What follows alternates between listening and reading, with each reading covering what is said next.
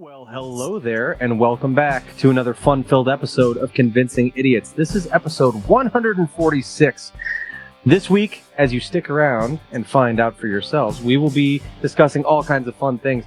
There is some new Superman casting going on in DC, and we're going to break it down and what we think about it, as well as our idiot inquiry of the week, if you will. We are going to be discussing Vid-Con.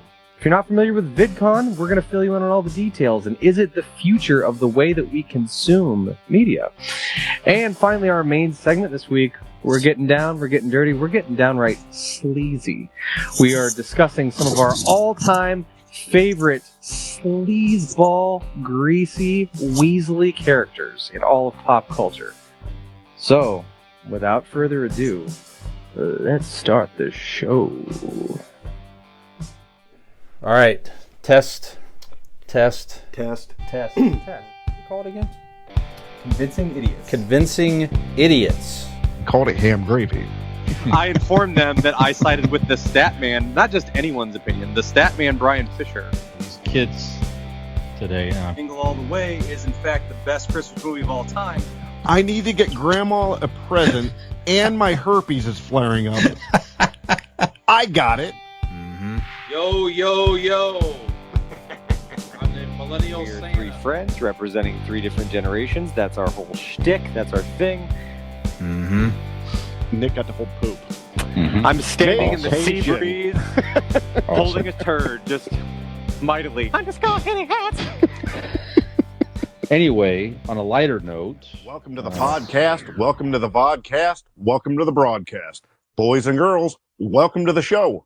This is Convincing Idiots. My name's Dean, the Zennial. I'm Brian, Gen X.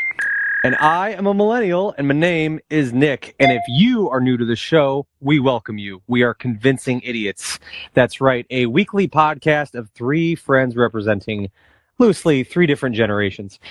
We get to together every week to discuss nerd and pop culture items of the day and whatever we so choose in any given week. So if you've not already done so, please go find us on your favorite social media accounts. We are on probably each and every one of them.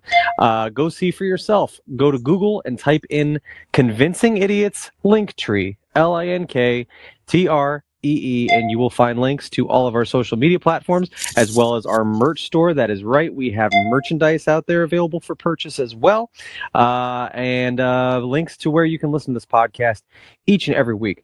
You can find all that information, and if you can believe it, even more on our website, and that's convincingidiots.wordpress.com. All that information, as I mentioned, is ways, as well as ways that you can help out the show, all that good stuff. And we would like to offer you yet another opportunity to come and interact with us and make us a part of your world. You can find us on B.O.S. Code Media. B.O.S. Code TV is an app for your smart device. Could be your phone, could be your smart TV. It is a bunch of original content creator driven stuff, all kinds of good stuff for you there. We're there. Our friends on It Came From Gen X are there. So feel free to go check us out on B.O.S. Code Media. So that's it, man. That's all the ways that you can find us. That's all the ways that we can be in your lives and you can be in ours. And what a wonderful relationship we will all have.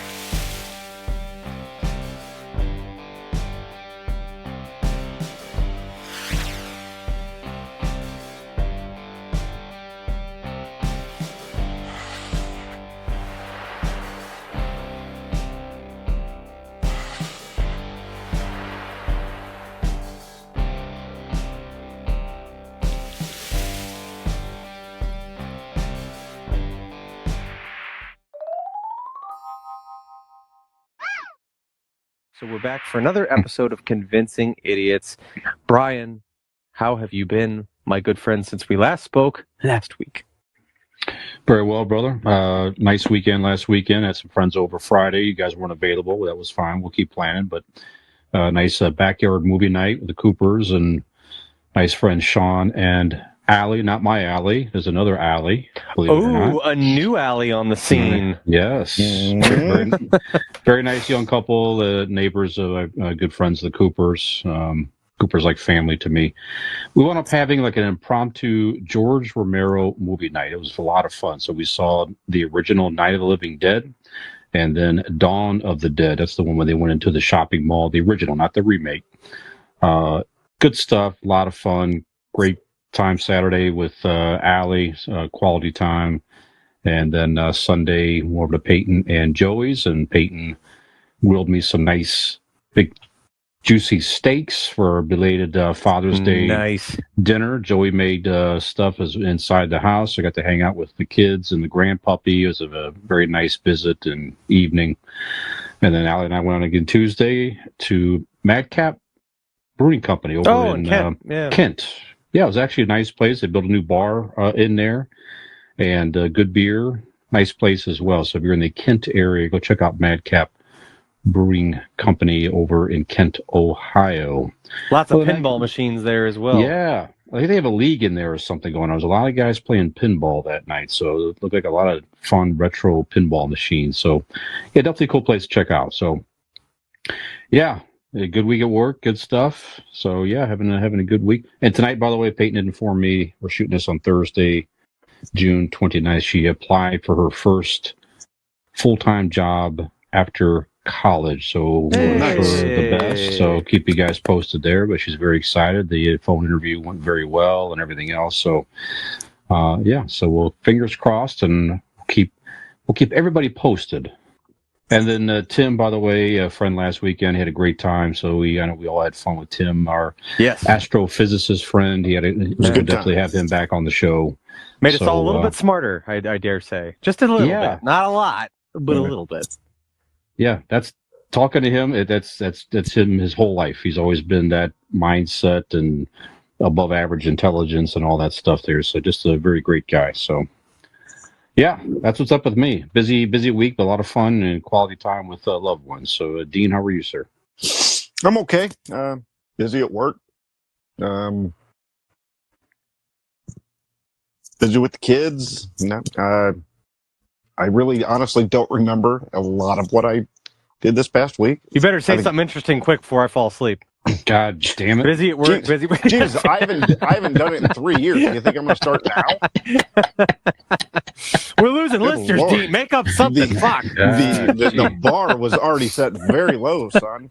Now you're expecting. I don't know. Friday. I did not get to your movie night thing, Brian.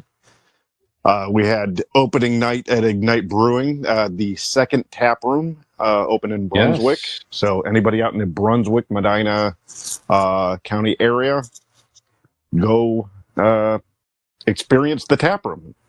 Gigantic patio, huge inside. Ignite your experience, you might say.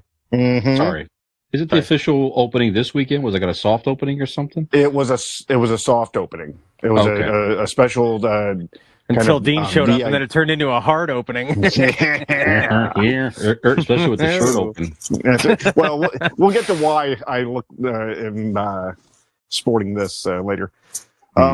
What do you mean why? You always dress that way. Well, not this low. I mean this. I'm bringing out the sexiness here. Oh, okay. Say it always disappears into the bottom of the frame. I never know how deep the V cut goes. Yeah, my V goes real deep. Dean has a camera below. That's sort of for Patreon subscribers. Right. Yeah. Yes. The under desk cam for Patreon only. Mm-hmm. Yep. Yeah. So, what the hell did I do this past weekend? This week has just been working. Well, you were out last night. Yeah, I texted you last night about trivia. You guys went out to yeah. We went to Crafted Cocktails. Met Megan's soon-to-be stepsister and her boyfriend. Met them out at Crafted Cocktails, and I had a bourbon flight. I've never actually had a bourbon flight before. Oh, okay. I think the bourbon was 1792, and it was there was a small batch. Single barrel, 12-year aged, and then the 1792 is not bad price for all those shots. No. It was more than that. It's very good. 1792 was actually the name of the bourbon. Okay. Yeah, it was very good. very affordable, budget friendly. Yeah. Wow. $17.95 for the 4 shots. Pretty good. Yeah. So other than that, nothing. I haven't done anything else. Just being fucking sexy and awesome. What about you, Sure. Nick? Sure. All right. Well, I can't follow up on the sexy and awesome part, but Bullshit. yeah. Well, Friday again. Also was not able to make it, but that was because my oldest Lane had a dress rehearsal. It was light and sound rehearsal. He went to an open audition like a month ago or so. At this new theater that has recently opened up in Doylestown. It's called the Blue Macaroon Theater Company. It's kind of tucked away, but it's right downtown right down the main strip there. So anyway, it's a variety show. It's kind of their first. They opened. I think this theater opened about 6 months ago. Actually, I have my magnet here so I can sport that. The logo looks like that. The Blue Macaroon Theater Company. Very nice people, very nice place. So basically, to kind of get them going, they started out with, they just had like a variety show. So they had open casting calls. People came and tried different things out.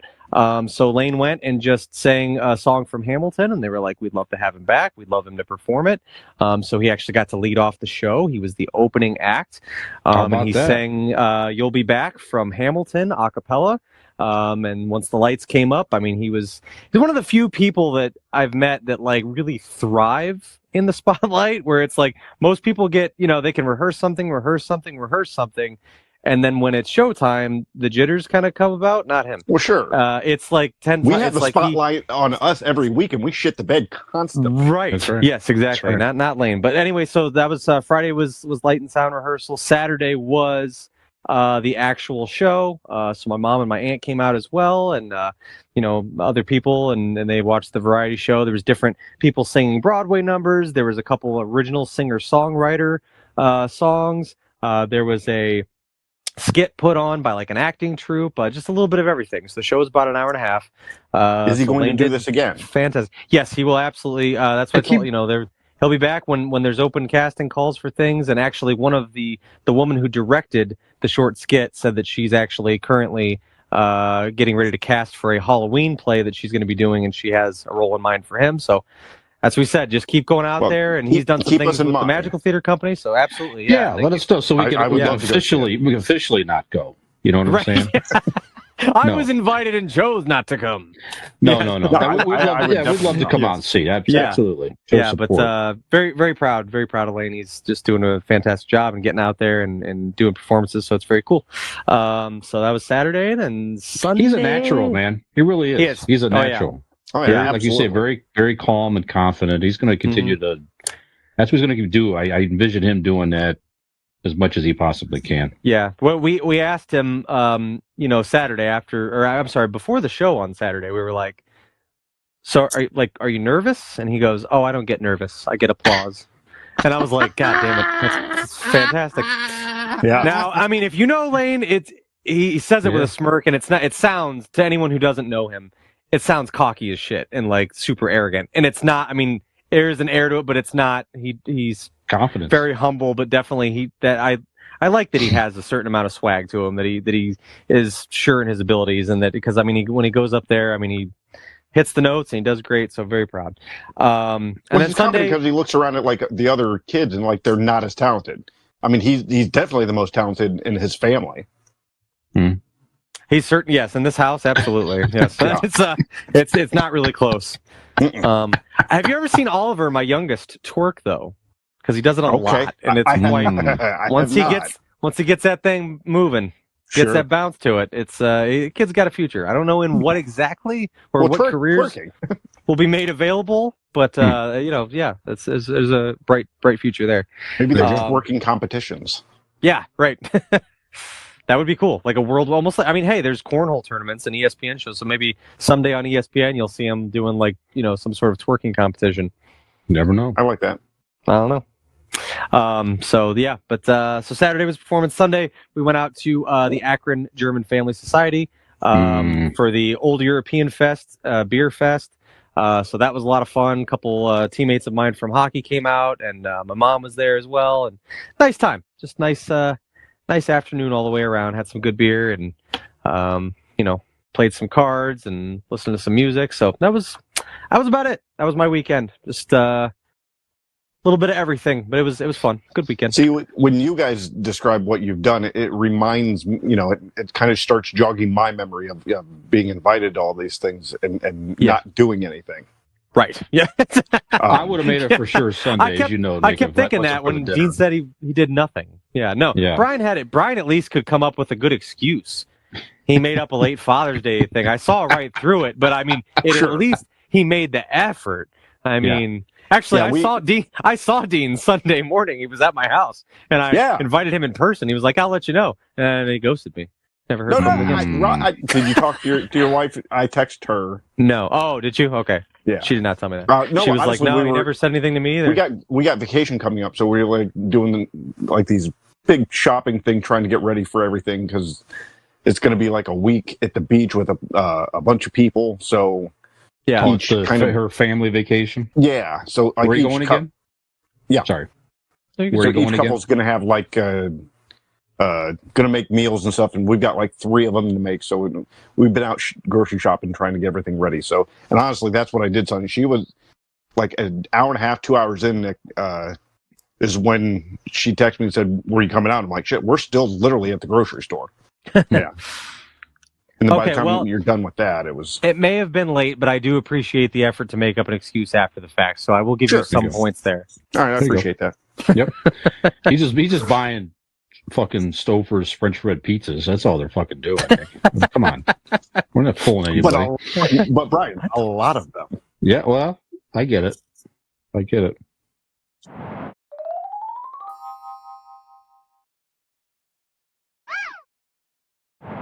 All right.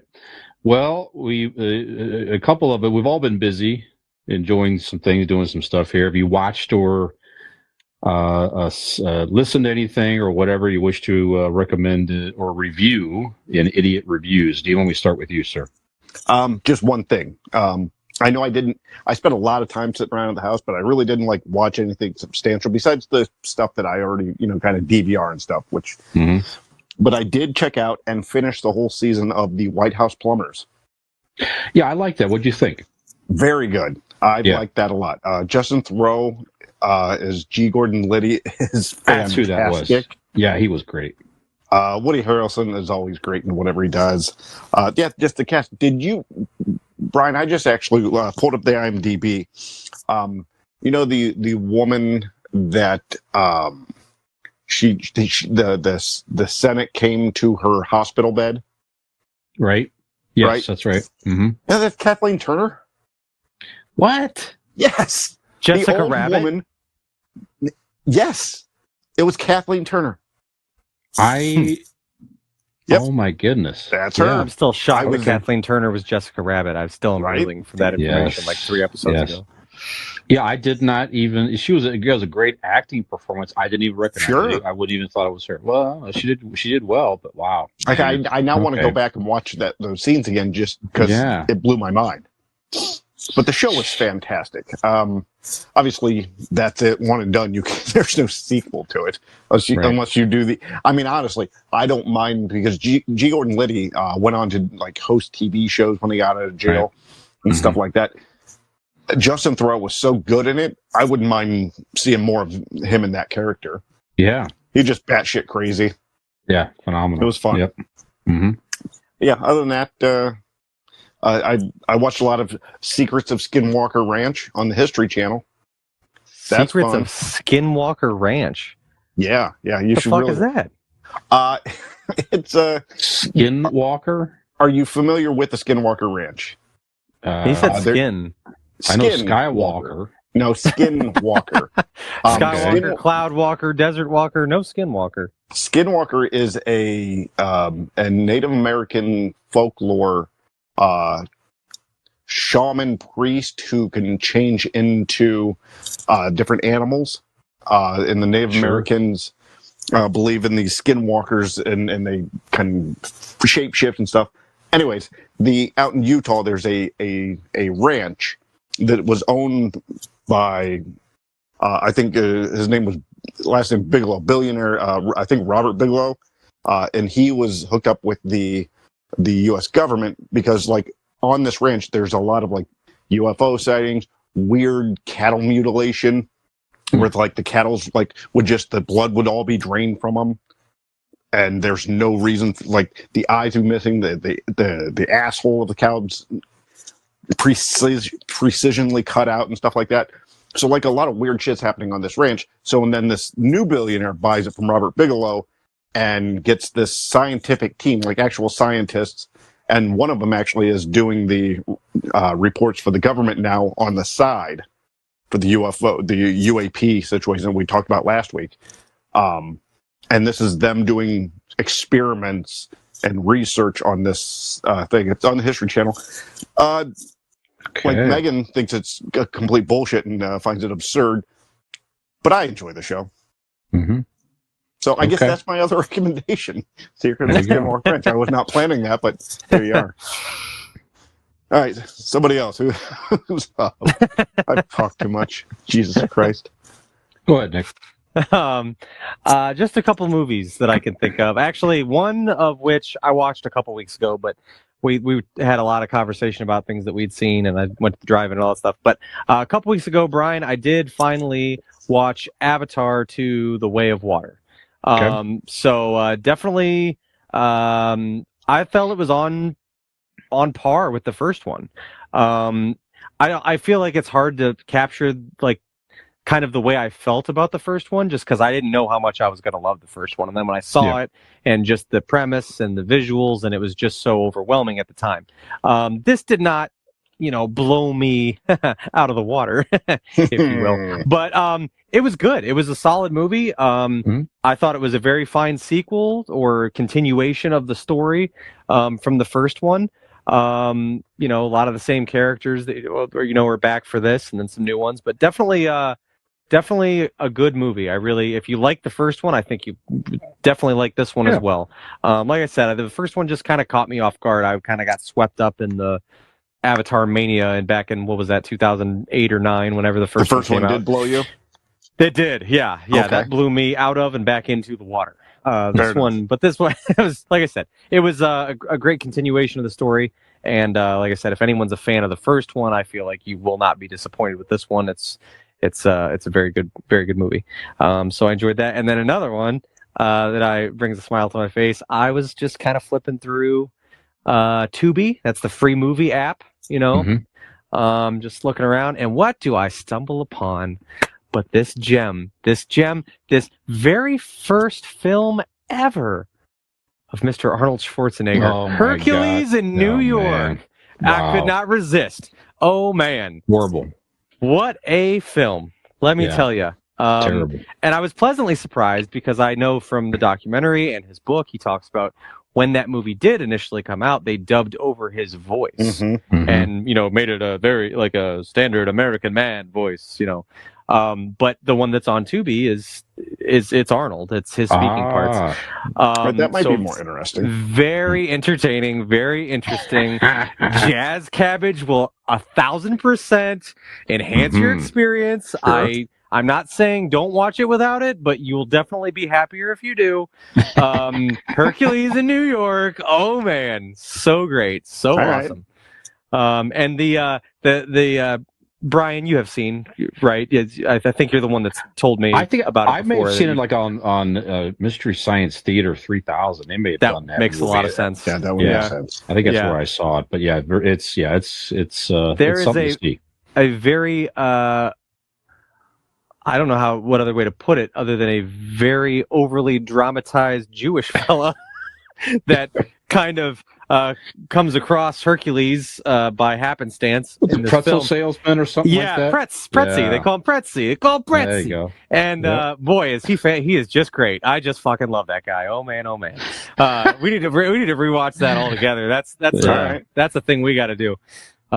Very enjoyable. Obviously, you're not sitting there looking for a movie to really knock your socks off there, but if you can have fun and just get ready to chuckle at it, it is a good fucking watch. So Hercules in New York with Jazz Cabbage, if you so choose to partake, which I strongly suggest you do. So that's about it for me. Excellent. Real quick, Brian, can I Go interject? ahead. Because I Sure. want to combine a watching thing along with what I did thing. Sure. Because this gem came in the mail. Ladies and gentlemen, we're going to have yeah. This is Life Day is coming. I got my DVD Yeah. of the Star Wars Holiday Special. We are going to have a Life Day in July party, baby. Yes, I indeed. like Look at this beauty. Got it on somebody's selling it on Facebook. So It's so Wow. awesome. Selling it on Facebook. yeah, You there's got it on Market? I didn't know you got it on Marketplace. I thought it was like an No, eBay find. It was an ad on Facebook. So like some like a guy on sponsored Facebook ad or was whatever. selling I gotcha. them, I got but not necessarily on Marketplace. But yeah, Pull up to some guy's garage, that'd be $5, and then you well, fuck, there I you go. didn't even put it in, so it could be just like fucking just animals fucking on the DVD. I don't know. I haven't put it in yet. Sounds like No, a I've seen win-win it. situation. I've seen others comment on finding that it may or may not be a licensed copy. Sure, may not. But, I don't know. Who knows? I didn't ask. Yep. I think it's safe to say it's 100% not a licensed copy. I'm pretty sure that was never Probably put not. out officially probably by not. Lucasfilm or any other entity. No. Yep. Well, there you go. All right, Brian. What did you see? I saw episode 2 of the Secret Invasion. First of all, Oh, I gotta watch that. Damn it. it's getting a lot of. It's like the ratings are low. So what they're saying is, as far as all the Marvel series, it is the lowest rated through a couple episodes since like Ms. Marvel or something like that. And I thought Ms. Marvel was good. You know what it is? It's I'm not going to spoil anything here, but it's not a superhero thing. It's just not. No. That's not what it is. It's not. intended to be. It's a Nick Fury scroll story. That's what it is. They're not going to bring in the Avengers. That's not what. And if you're looking for that, this is not for you. But I think it's a very good action drama. And Samuel Jackson, I think, is great. There's some definite, very interesting twists and turns in episode 2. Again, I'm not going to spoil it here. I like it. I love him in that role. I think it's a good, interesting story. A lot of drama. So that's it. If you want a good, solid story, in my opinion, interesting, check it out. And the guy who plays the lead Skrull is great too. He's been in some of the movies. He's played like the lead Skrull guy in the movies and all that stuff. So it's a very interesting concept. Skrulls are living among us. You don't know who they are. It could be anybody. I mean, it's very interesting. So don't listen to the critics and the people not watching it, whatever. They're not watching because they're not into like an Andor type. They're comparing it to Andor. Andor is not for everybody either. It was like I don't know. It's like an interesting storyline. You got to kind of pay attention. It's not a super action type Star Wars story. That's kind of what this is. Go ahead. Couldn't it be just maybe the fear of like you've spent the last 20 years watching these characters and now you could easily find out that one or multiple of them could have just been bullshit the whole time and not like who you thought it. It's weird to retcon these some of these characters that you've watched over the past 20 years and go, nope, they weren't really who they were. I would be highly surprised That's if they why took I that was direction. Well, with the character, with the superhero character, I would be highly surprised if they try to pull anything. But even if they're not superheroes, even if they're just like characters that you've known, and again, I'm not giving spoilers, but I watched the first episode. They explained some of that where you haven't necessarily been that person your entire life. Like maybe they replaced somebody. They kind of showed that in episode 1. Like there are prominent people that they but they need to explain that to us. They did in the first episode. No. I'm trying not to spoil it, Brian. Without giving it away, the one character that you find out was a Skrull, you need to tell us. Oh, it's been like the past 2 weeks. You're right. I get you. Rather than all those movies that you enjoyed him in. Yeah. No, he's just been some weird green alien. You're right. Sorry, guys. Some of that is still open to. Yeah, it needs to be explained. Yeah, I agree with you. Anyways, it's good. Don't overthink it. Everybody's watching. I stumbled across just looking for something to rent recently. There's a new Scott Conn movie, James Caan's son from Hawaii Five-0. You might recognize it from that. I like that dude. J.K. Simmons is in this as well. One Night as a Lion. The what? One Night as a Lion is the movie. Okay.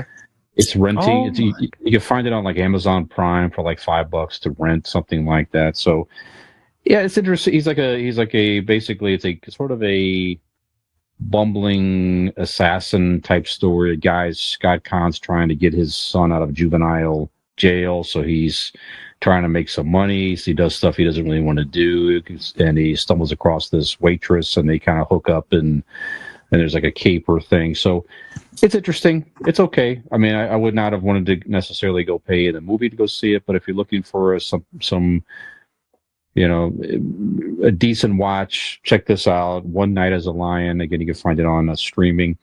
And I watched the first 2 episodes last evening. There's an American Gladiator documentary, Muscles and Mayhem. I saw that, and I plan on watching it. Yes. Watch it. Interesting. And they have a lot of the original gladiators. Was Laser on there? Laser was on there, yes. What about, oh no, Wolf was the new one. Never mind. It's like, I'm trying to think here. It's like Gemini. He was like one of the original couple. Gemini's on this, and they all tell their story. They're there, they're telling their story, how they got on there. They have the original director, producers. They talk about the pilot. It's very interesting how the show developed and everything. Like I think Zap, like the big blonde bodybuilder that was in Skin Deep with John Ritter. I'm talking about. She's in this documentary and a few others. So yeah, it's something. I mean, they got really hurt. I mean, these were serious injuries, and it was just a very original show at the time. I remember back watching this thing back in the '90s, man. On like American Gladiators on it. If I caught it, awesome. I wouldn't necessarily stay home to watch it, but if I caught it, I watched it. No question about it. It was very interesting TV at the time. So, Muscles of Mayhem on Netflix. Check that out. That's it. When you said though that they stole our original name for this podcast, though. Muscles of Mayhem. Yeah, Muscles of Mayhem. That's right. That's right. When you mentioned Scott Conn and you said the guy from Hawaii Five-0, is that the short, like blonde guy? Yes. It's James Caan's son. James Caan's son. I never knew that. That's the guy from Ready to Rumble that was like with the other dude with Arquette. Yes. David Arquette. No shit. I never knew that. Look at him. You could easily tell he's James Caan's son. Yeah. Sorry, go ahead. Was he in Any Given Sunday? What movie? I know it was a football movie. Let me tell you. Talk amongst Sorry, I didn't mean to throw everything off. I just when you said that, it was Blues? like Varsity Blues. That's okay, there you go. Yeah, that's what it is. So it was like one of those revelation moments. I was like, oh, and I was just like frozen. I'm like, what? And then I was like, James, yeah. And like you said, like when I thought about it, I'm like, oh, I could totally see that. Yeah. It's showing him in Oceans 12 and 11. I don't know what he. Yeah, that's right. Yep. He was one of the brothers, right? Along with one of the Affleck, the younger Affleck, Casey Affleck. Affleck. Weren't they brothers in that? You might be right. I remember correctly. But he's got quite a lot of he's been around for a long time. Bunch of shit, and like everybody's seen him in a few things. 5-0. He was good. He was Dano on Hawaii Five-0. Yeah. But yeah, he's good. I mean, he's a good actor. Solid. You know what I mean? Yeah. So like I said, for him alone, it's worth a watch. So, okay. Yep. Even he's no Dean without the shirt unbuttoned, but he's got his shirt unbuttoned in this if you're into that type of thing. What, Brian? Do I look sleazy or something? That's right. Dean does look maybe a little sleazy, and that's actually going to be tied to our main topic a little bit later in the show. But first, we're going to take a break. Put him, sorry. Please. But I just want when Dean, if you're watching on YouTube, Dean's doing a thing with his eyebrows right now, and when he puts them both down, like straight across, you look like the Blue Eagle Muppet, the one that was the straight across. Thanks, bud. I appreciate that. Yeah, there you go. All right, so we're going to take a break here, guys. We're going to come back with some pop culture headlines and our Ask an Idiot question of the week. Something to do with video content creators. That's us. That's right. And we will come back to create more right after the break.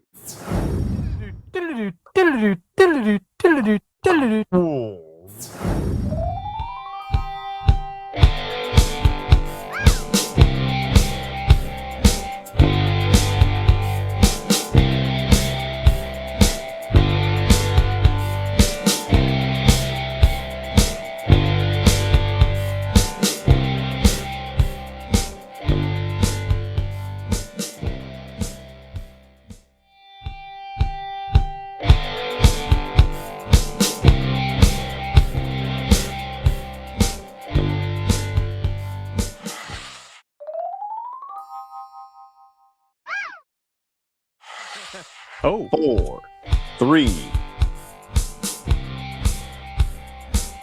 All right, welcome back to Convincing Idiots. All right, guys, we're going to do some pop culture. Slovenly butt knuckles. That's right. Yep. Sleazy Dean. Sleazy Dean in the house. In the house. That's right. So a huge casting announcement, guys. I don't know if you saw this or not, but we talked about The Flash last week. We saw The Flash. I saw The Flash. I saw The Flash. With us. That's right. That's right. We saw The Flash together. That's right. Allie and I. That's right. Have you seen it yet, Nick? No. Okay. Well, actually, that's not true. I have seen it. I haven't heard it, but I've seen it. Okay. It was playing on the other screen when I went to the drive-in, so I saw a lot of stuff. I just didn't. That's right. You did mention that. Okay. I had no. Well, that's probably another topic, but I had no idea how much shit that. Wow. Yeah, there's some interesting things in it. It's fucking bad. Like real, but like legit, fucking despicable, real bad. I had no idea it was like that. Who? Ezra Miller. I had no idea the type of shit. Oh yeah. Yeah, there's a reason he's not coming back. The 12-year-olds, the fucking choking the woman. I had no fucking idea. Yeah, he's something else. I thought he just like had problems and was lashing out, not dealing with fame well. I didn't realize he's just fucking insane stuff. That's like. Would you say he's sleazy? Legit. I'd say he's monstrous. Maybe. I mean, potentially. I'm gonna keep doing it. I don't give a shit until we get there. Allegedly. Anyway, go on. Sorry, The Flash. That's all right. Well, he will not be back, and so the big some of the our topics. Well, I don't think he will be. How could you? How could they? Well, they already did it. I'm just saying they already continued. That movie was done, and then before all this he fell off the fucking wagon and went crazy. I don't know if they've officially announced that or not yet. We'll have to look into that. But anyway, I can't imagine.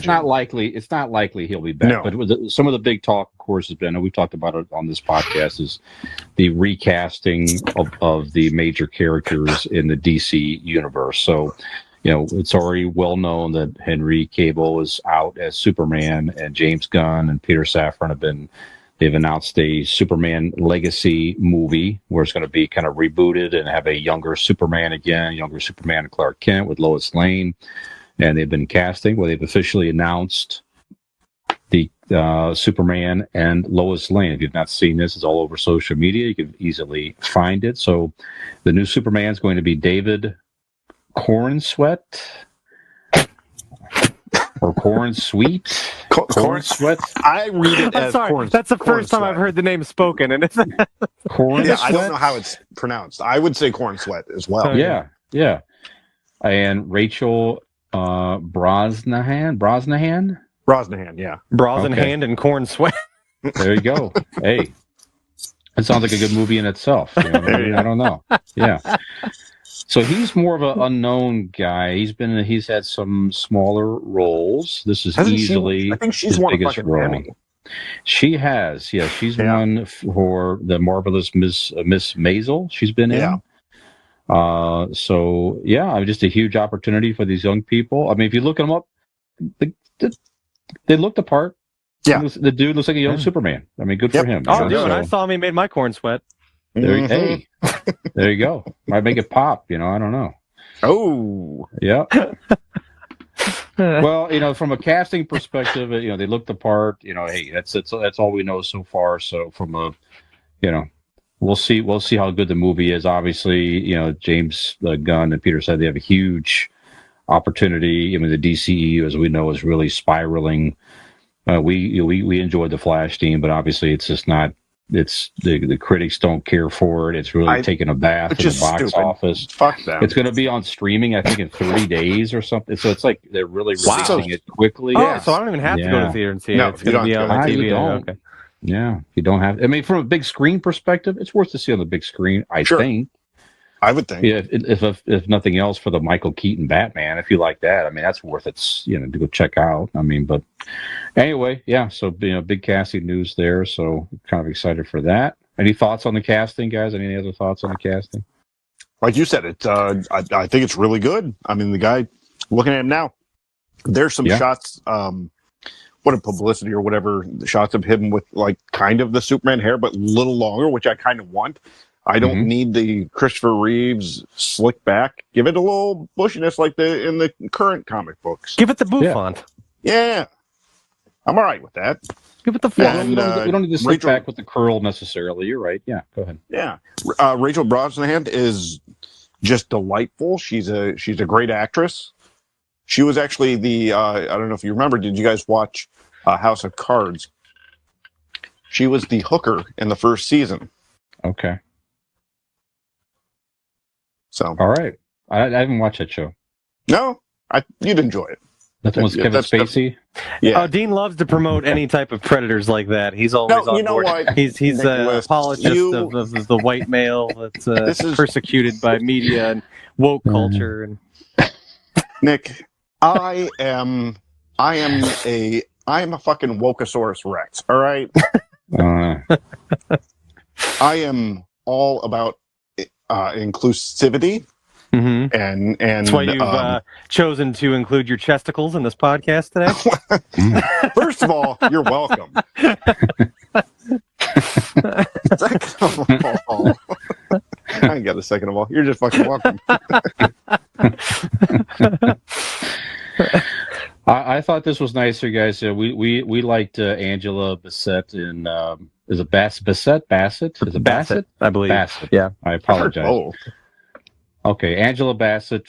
She was nominated for Best Supporting Actress in The Black Panther. We all thought she had a star performance. She did not win the award, but just announced here. She and the great director Mel Brooks, who directed some of my favorite movies of all time growing up, Young Frankenstein, and that was one that made my list of influential movies that we did from childhood a couple of weeks ago. If you haven't listened to that, go back and listen to that episode. We had some good movies on our list there. They're both getting an honorary Oscar at the Governor's Awards coming up here. So not an actual Oscar, but it is something. So it is at least whatever this is, it's at the let's see, the Academy Board of Governors. It's well deserved. Yeah, I think it's at the Sundance Institute thing or something like that. So like the festival. Yeah, trying to get the details here. It's the Academy Board of Governors. I don't know exactly what it is. I have to look at it more. I apologize here. I just caught the fact that they're winning these Oscars, and it's just a way to recognize kind of an achievement. So she said something along the lines of, it's been doing this for a while. It's nice to get some type of recognition or something like that. So many words here. Mel Brooks about goddamn time is what she said. Yeah, that's about right. He is 81 years old, Mel Brooks. He's still making some new 91. content. 91, excuse me. And The History of the World Part 2 was a limited series out there on Hulu. You could find that. It's his newest thing. Yeah, so it's worth it. But yeah, if you're not that familiar with Mel Brooks movies, go back and check some of these. Why are you listening to this fucking show? If you don't know who Mel Brooks is, you listen to the Nerd Podcast, you're a horrible nerd. Go back and listen or watch everything he's done. For sure. Our generation, Dean, certainly knows who he is. Nick may not be as familiar, but like I said, Young Frankenstein, Blazing Saddles, there's a couple. You've never seen any of those movies. Isn't that no? Didn't I see Airplane? Isn't that him? You did? No, that's the Zucker brother. No. Oh. No. Yeah, just no, Spaceballs. You've seen Spaceballs as well. That's right. Bits and pieces. Okay. Yeah, because Lane watches it. I've seen it in passing. Yep. These kids. I don't know what to do with these children, Brian. I don't know. I mean, I've heard the name from you guys. I know who he is. I know he makes movies. Well, good for him. Good for Mel Brooks and Angela Bassett. Good for him. Yes. Maybe someday, an honorary Oscar, Dean, is nice, right? Yeah.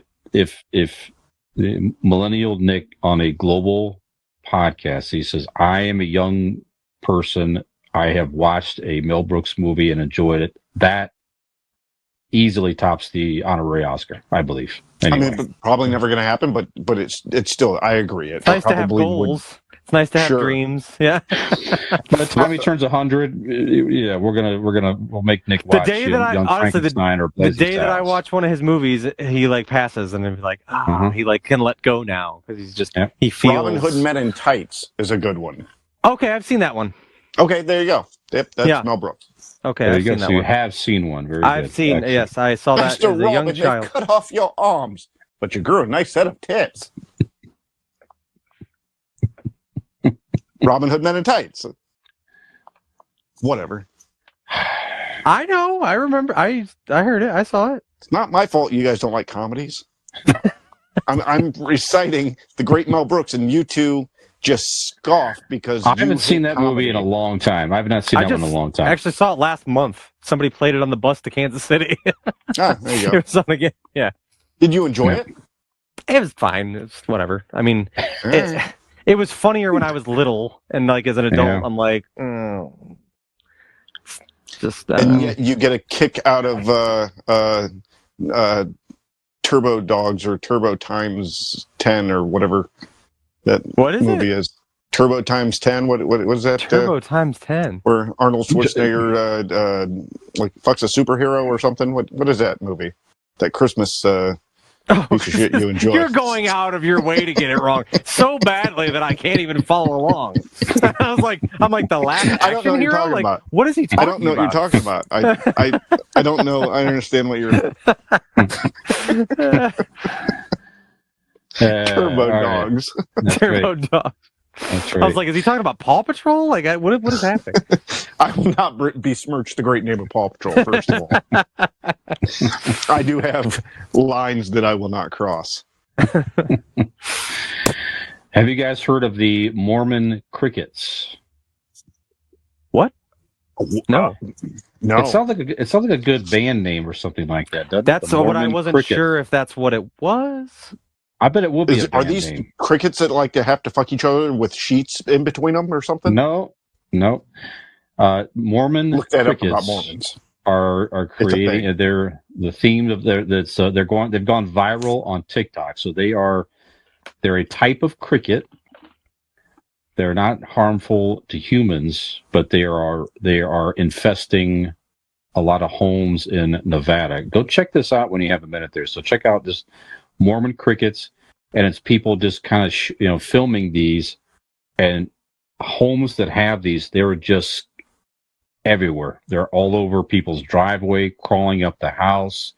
It's really something to see. So a lot of people are tuning in. So that one TikTok video garnered more than 14.5 million views, showing clusters of Mormon crickets. It's just an interesting thing what takes off on social media like that. It's something that becomes That's a lot viral. of crickets. That's a lot of crickets. Yes. Yeah, I know they're just crickets, but that whole. I believe when it's Are you- plural, are you it's seeing them? crick-eye.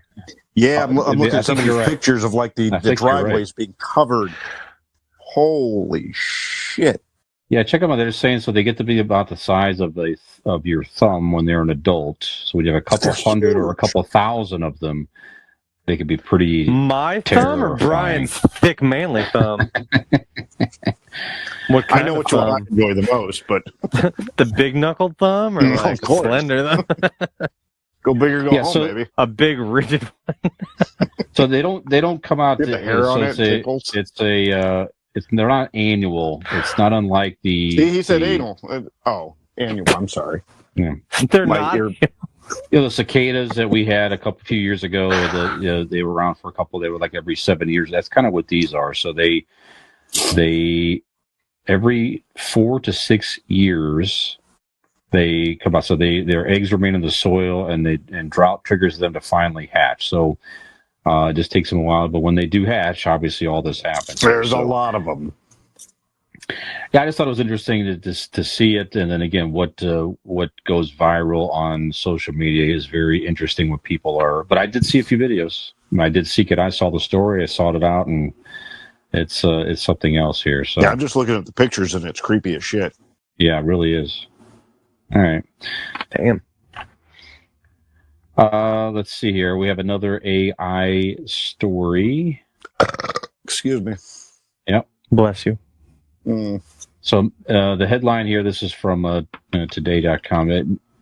Nervous about AI. Many internet creators consider it a tool, not a threat here. So I feel the same way about Nick. Tool and not a threat. Just a tool. So it's Samir Chaudhry. He's a co-host of the Colin and Samir show. I guess it's an internet show. He's encouraging. It doesn't sound real, but he's encouraging all his team members to use AI in their day-to-day jobs.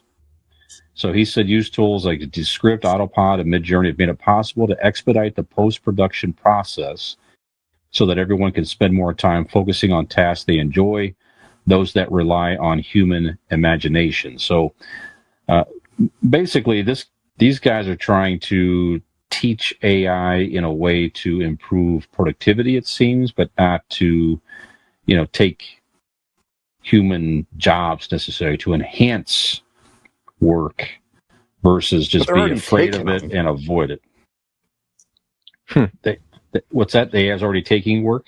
Yeah. I mean, it's already proven. I mean, it starts with, it's not really AI, but it's kind of quasi AI is they have you at the grocery store, you get the self checkout. Mm-hmm. I mean, that was the beginning of it, where they want us to do their job, and now once they get past that, how far until it's like a robot sending the shit through? Well, I mean, I think for an organization like this, I think many companies, I've been seeing some things.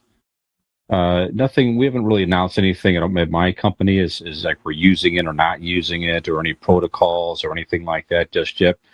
That may happen as a matter of time. I think companies are going to have to learn that the technology is here.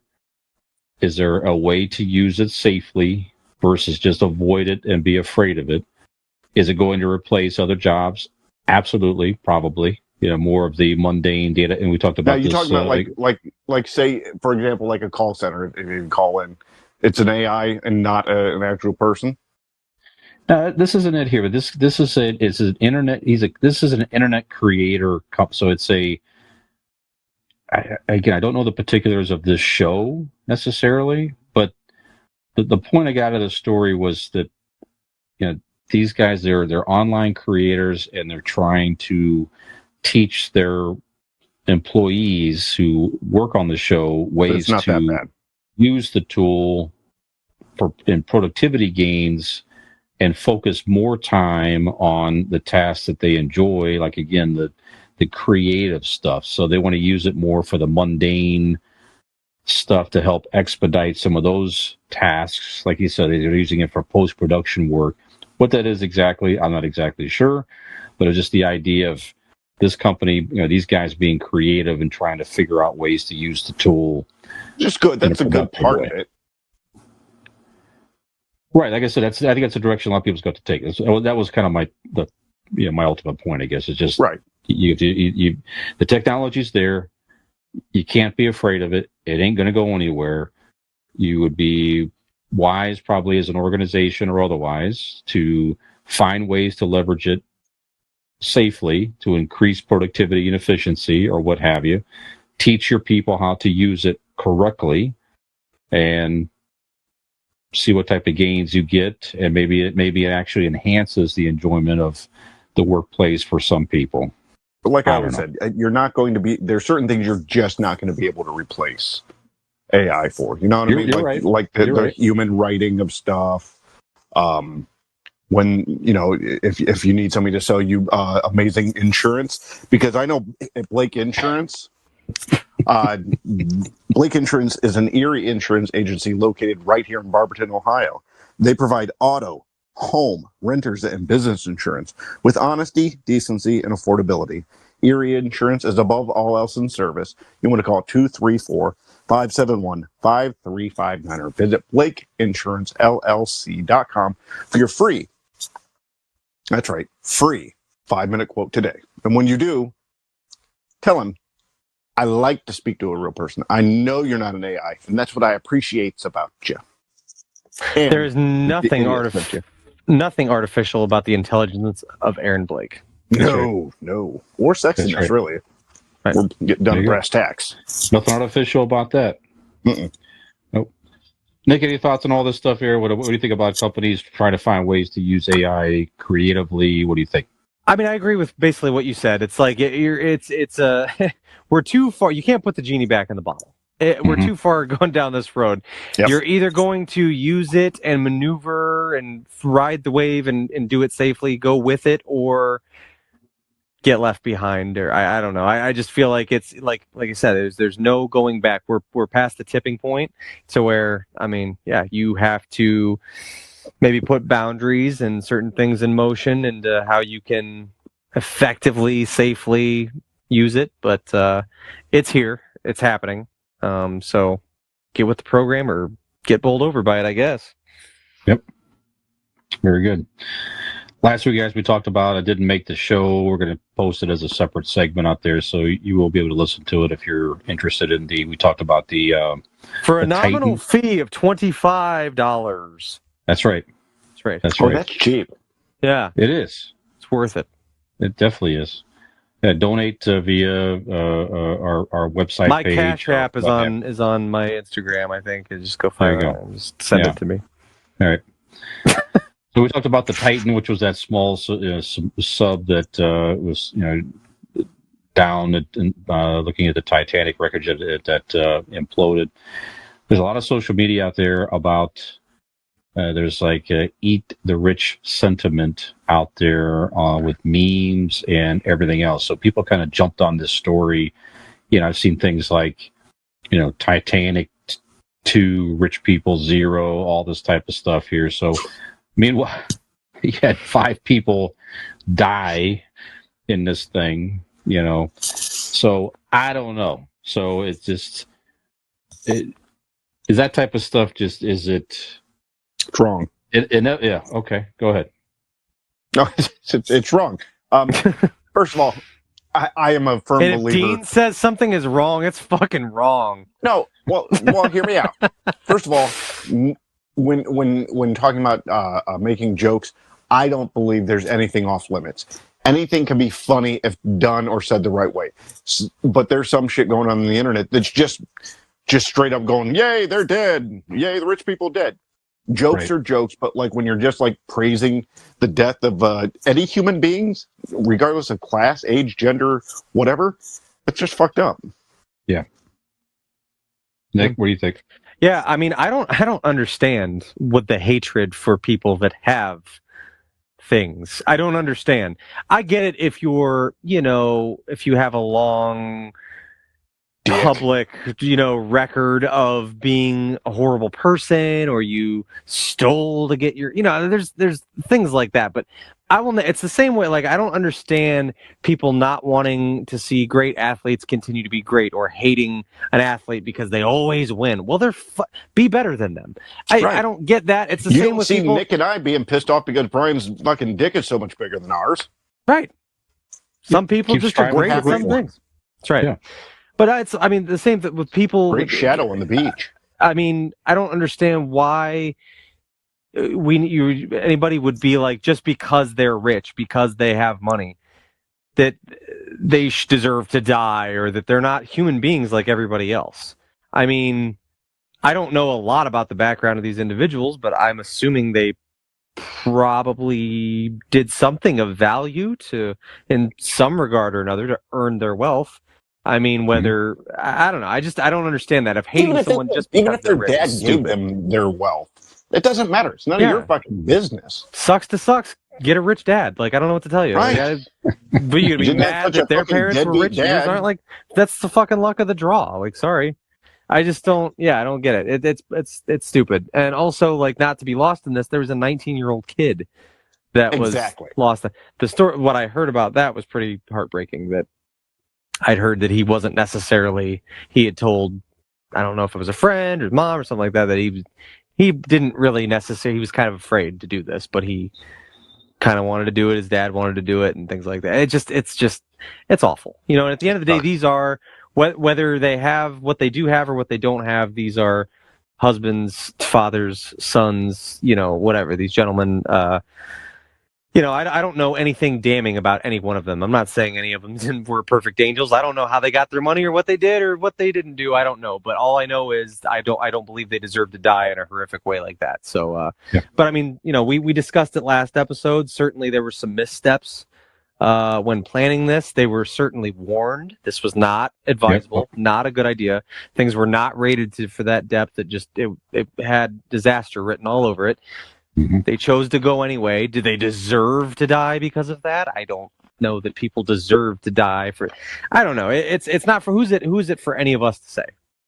Sure, maybe you would have done things differently. Maybe I would have done things differently. But at the end of the day, this is a loss.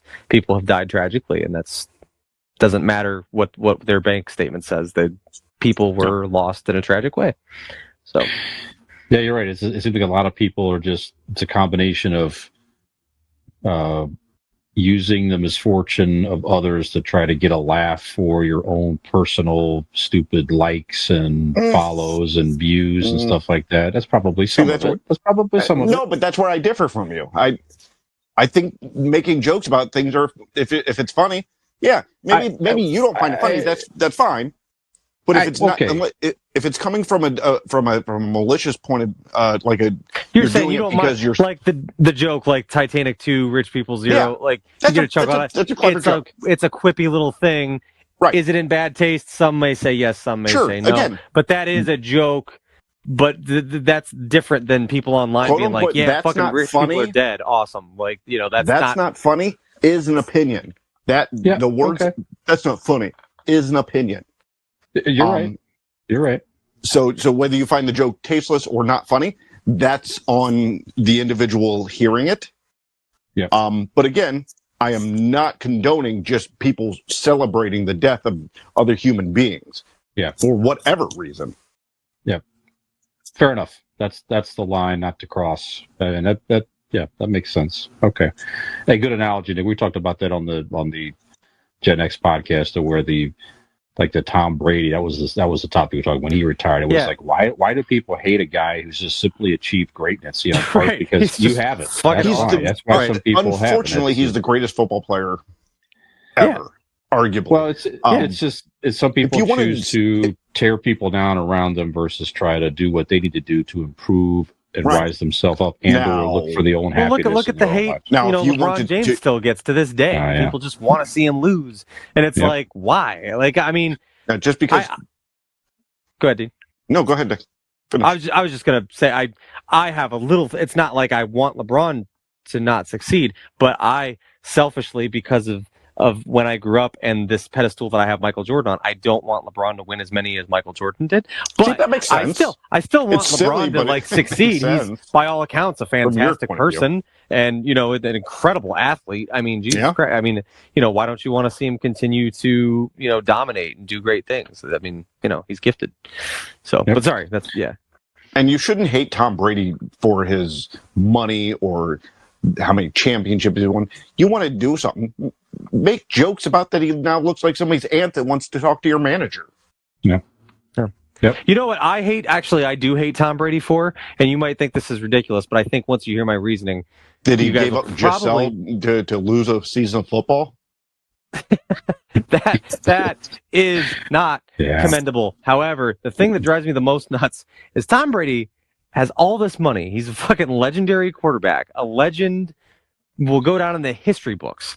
Unimaginable wealth. Not only did he make tons of money playing football, but the contract he signed to be a sports broadcaster is already surpassed what he ever made in his entire career in football. He's got all this money, and he's not willing to spring a few measly bones for an electric bike. Like, in this day and age, what are you thinking if you haven't already reached out to our friends at RPM Bike Shop?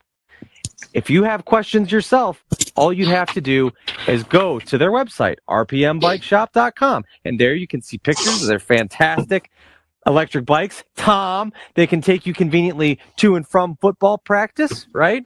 Very efficient, very eco-friendly. Not only that, but they can also take you to and from your fancy new broadcasting gig. You can also find all that information on Facebook. Just type into the search bar, RPM Bike Shop. They're located in Carrollton, Ohio. Certainly wherever Tom Brady is broadcasting from, he can make his way to Carrollton, Ohio. He can also give them a call, and so could you, at 330-808-7792. Now, notice I'm saying he can call them, and so can you.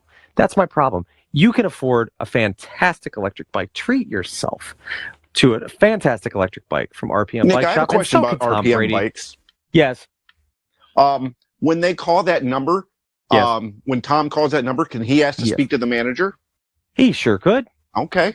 He sure could. He can talk to any of their wonderful sales reps. That's right.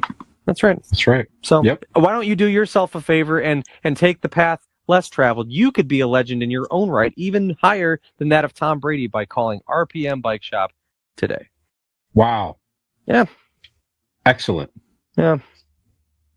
It's easy. There you go. Yeah. Do it, Tom. Well, as Tim said last week, Dean, great job. Thank you. You inspire me. I appreciate that. I'm just teasing Tim. He got the name wrong for a second. Yeah. Yeah. Initially, he corrected himself. Yeah, he did. He Okay. goes, "No, you did." And I was like, Nick. And then he said it right. And I was like, okay, but it threw me. I think when he misspoke, I was like, Fuck, what I a weird, should be so what a lucky. weird time to praise Dean for his ad read. That was like a while ago. Hey, there's worse things in my life that can happen than getting mixed up with you, my friend. Oh, that's very sweet of you to say. There you go. Very good. I agree. Okay, so clearly there's some good content online and not so good content online, and what's good, bad. I mean, that's you can certainly Not real great here, debate. though. You can debate a lot of that. Have you guys heard? There's RPM Bike Shop, Titanic jokes, and then we're somewhere in the middle. Yeah, we're somewhere in there. We're somewhere in there. We're very high in Germany, though. Very highly rated in Germany still. Nick's very Yes. high in his basement right now. I'm high in every country, baby. I don't give a shit. Have you guys heard of Vid-Con? Vidcon. That is lanes like I'm trying to think of what my big, like me going to like. Well, Germany would be a great example. That's like a bucket list thing. VidCon is a very high priority for Lane. That is like his, or like maybe we would enjoy going to Comic-Con and the people we might meet there and see there. Mhm. This generation, VidCon is their jam. It is Lollapalooza, it's Coachella and Comic-Con and everything all wrapped up into one. Gotcha. So it was just in Anaheim, California. I guess there's a few that they do. Okay. So it's a conference for Any East Coast? Like probably a New York one, right? I don't know when the next one is. Could be here in my notes, or I'll look that up here. But it's basically a place that it's a convention that draws in video online creators. That's what it is. So people create online content. So it brings some well-known creators, other influencers. It's growing more. It looks like now there's like celebrities attend this stuff here. It looks like now. So it's just really a kind of a growing thing, and what a lot of folks are saying is it just, with online content being so prevalent. I mean, the average person certainly could sit down, as we know, on multiple apps now. You got Reels on Instagram, you got TikTok, obviously, of course, Reels on Facebook, same type of thing. You got Twitter, of course, and other platforms where YouTube is probably one of the bigger ones. YouTube Shorts, you're right, People exactly. Channels. We use all that stuff in our own promotions and put clips out there ourselves, and we do. Be sure to stop by our booth at VidCon this year in San Diego. Yeah, say hello and buy a shirt or something. Go ahead, Dean, what are you going to say? The next VidCon will be September 28th through October 1st, 2023 in Baltimore, Maryland. There you have it. There you go. Very good. Excellent. Just a drive away for us, boys. Yeah, that might be interesting to see. So, so it's just a growing. I don't think it's interesting that this is grown into this. I don't think it's going to go away anytime soon. So, just general thoughts. What do you think of online creators? Being more and more of a force out there online. Obviously, if you become very popular, you could make some money And depending on how many viewers that you have, you can certainly make some money with ads and doing different things. And you see some well-known people online and commercials and different things like that out there and getting involved in different stuff. And you can start for free. You can start for virtually no money at all, other than just your phone. Truly self-made. I mean, it really is. It's on. You don't need a production company. You don't need a contract or a deal with anybody. It's on you. If you're creative enough and you're willing to put in the effort or put your own spin on it, I mean, anybody can do this shit. Yeah, you're right. Obviously, it's how we're doing just this podcast. I mean, it's just something that we just learned how to do. We trial and error. We figured it out, and we shoot up videos and we put it out there. And if you're listening, we appreciate the hell out of you. If you're listening or watching, thank you very much. So, yeah, so just and it's creative people coming together and networking and learning and all kinds of stuff like that. So, I think it's very interesting and fascinating, and I think personally, especially just us doing it, I think it is a form of art. Whether you agree with that or not. So, yeah. So, well, Nick, let's continue. We already shared some of your thoughts here. So, what do you think of just the Vid-Con itself, the changing, and then do you consider online content art? Maybe not all of it, but what are your thoughts in general? Go ahead. I do, and I will say this is something I am becoming one of you two. I am becoming one of the olds. I am. This makes me feel old. As a father of an 11-year-old and a 7-year-old, I can tell you, as one of the olds, my kids would prefer to watch videos on YouTube that are not than they would an official TV show. That's not saying they don't watch TV or they don't watch movies, but I would say, if you were to create a chart other than whatever movie or TV show directly that's new that they're interested in at that given moment, on average, a good 85% of the content they are consuming is that of original content creators that are not backed by a studio, that are not an official thing. Now, some of these creators have actually, there's one of their favorites, James Rawlison. He does little animated shorts and talks about things in his life. His channel is called The Odd Ones Out. He now has a Netflix show. They've actually given him his own TV show called Oddballs, and but that's what it stems to. He's just that just started with him. Netflix. That's just him. Get a hold of us. That's right. Yeah, but I could see. I would not be shocked to see a future where this kind of replaces the way we're used to consuming media. I'm talking about your typical TV shows and things like that, because people are making webisodes, they're making their own content and pushing it out on their schedule, and with no boundaries. You know what I mean? They're doing it in their own, they're not being told by, to not say this or not say that, or make it more this, make it more that. Is actually coming from the original creators. And I think it's really interesting because, it's just a whole new way of doing things. Like I just said, like I alluded to before, it's all you. You don't need any backing from anyone with money to do this stuff. Now there are paths forward for you to make a lot of money by doing it. But to start it, just to do it, anybody can do it. You do it for the love of the game. I mean, all our kids have YouTube channels. I mean, you know what I mean? You can do it. They're not making money off it, but they can get people to watch and they can get subscribers, and it just depends on your originality and how much you're putting stuff out there and how you choose to run it. But I think it's really, like you said, Brian, it's not all for me. There's some of the stuff they watch, I'm like, this is fucking dumb. This is stupid. I don't understand. I don't get why you like this or whatever. But it's not for me. I'm not their target audience. This is not for me. Kids are watching that type of stuff, and as that generation moves forward and we move forward with technology and other things, I would not be shocked to see in my lifetime where TV as we know it is just not really a factor. It's more about these people from Vid-Con, content creators that are just doing their own thing, because like I said, my kids, I would say on average, prefer to watch YouTube videos and things that are not same official TV shows or movies. It's not that they don't, but that's just, I think, the way it's kind of headed. But I think it is really cool that people can be original with their stuff and really put their own personal spin and touch on things. They don't have a studio telling them what to do or what they can't do. So I think it's really cool. I mean, it's definitely interesting, and these people, I have respect for people that do stuff like that, to where like whether you like it or you don't, it's all them. They're doing it. They're putting in the work. They're doing the animation. They're coming up with their own stories, and they're doing everything. So I don't know. I think it is cool, and I think it is an art form. Very good. Dean, what do you think? All right, let me give you guys 2 examples. Okay, so I'm walking through Walmart the other day, and I am in search of candy bars. Candy bars, because my 11-year-old son needed to have these. He didn't want a Snickers bar. He didn't want a Hershey bar.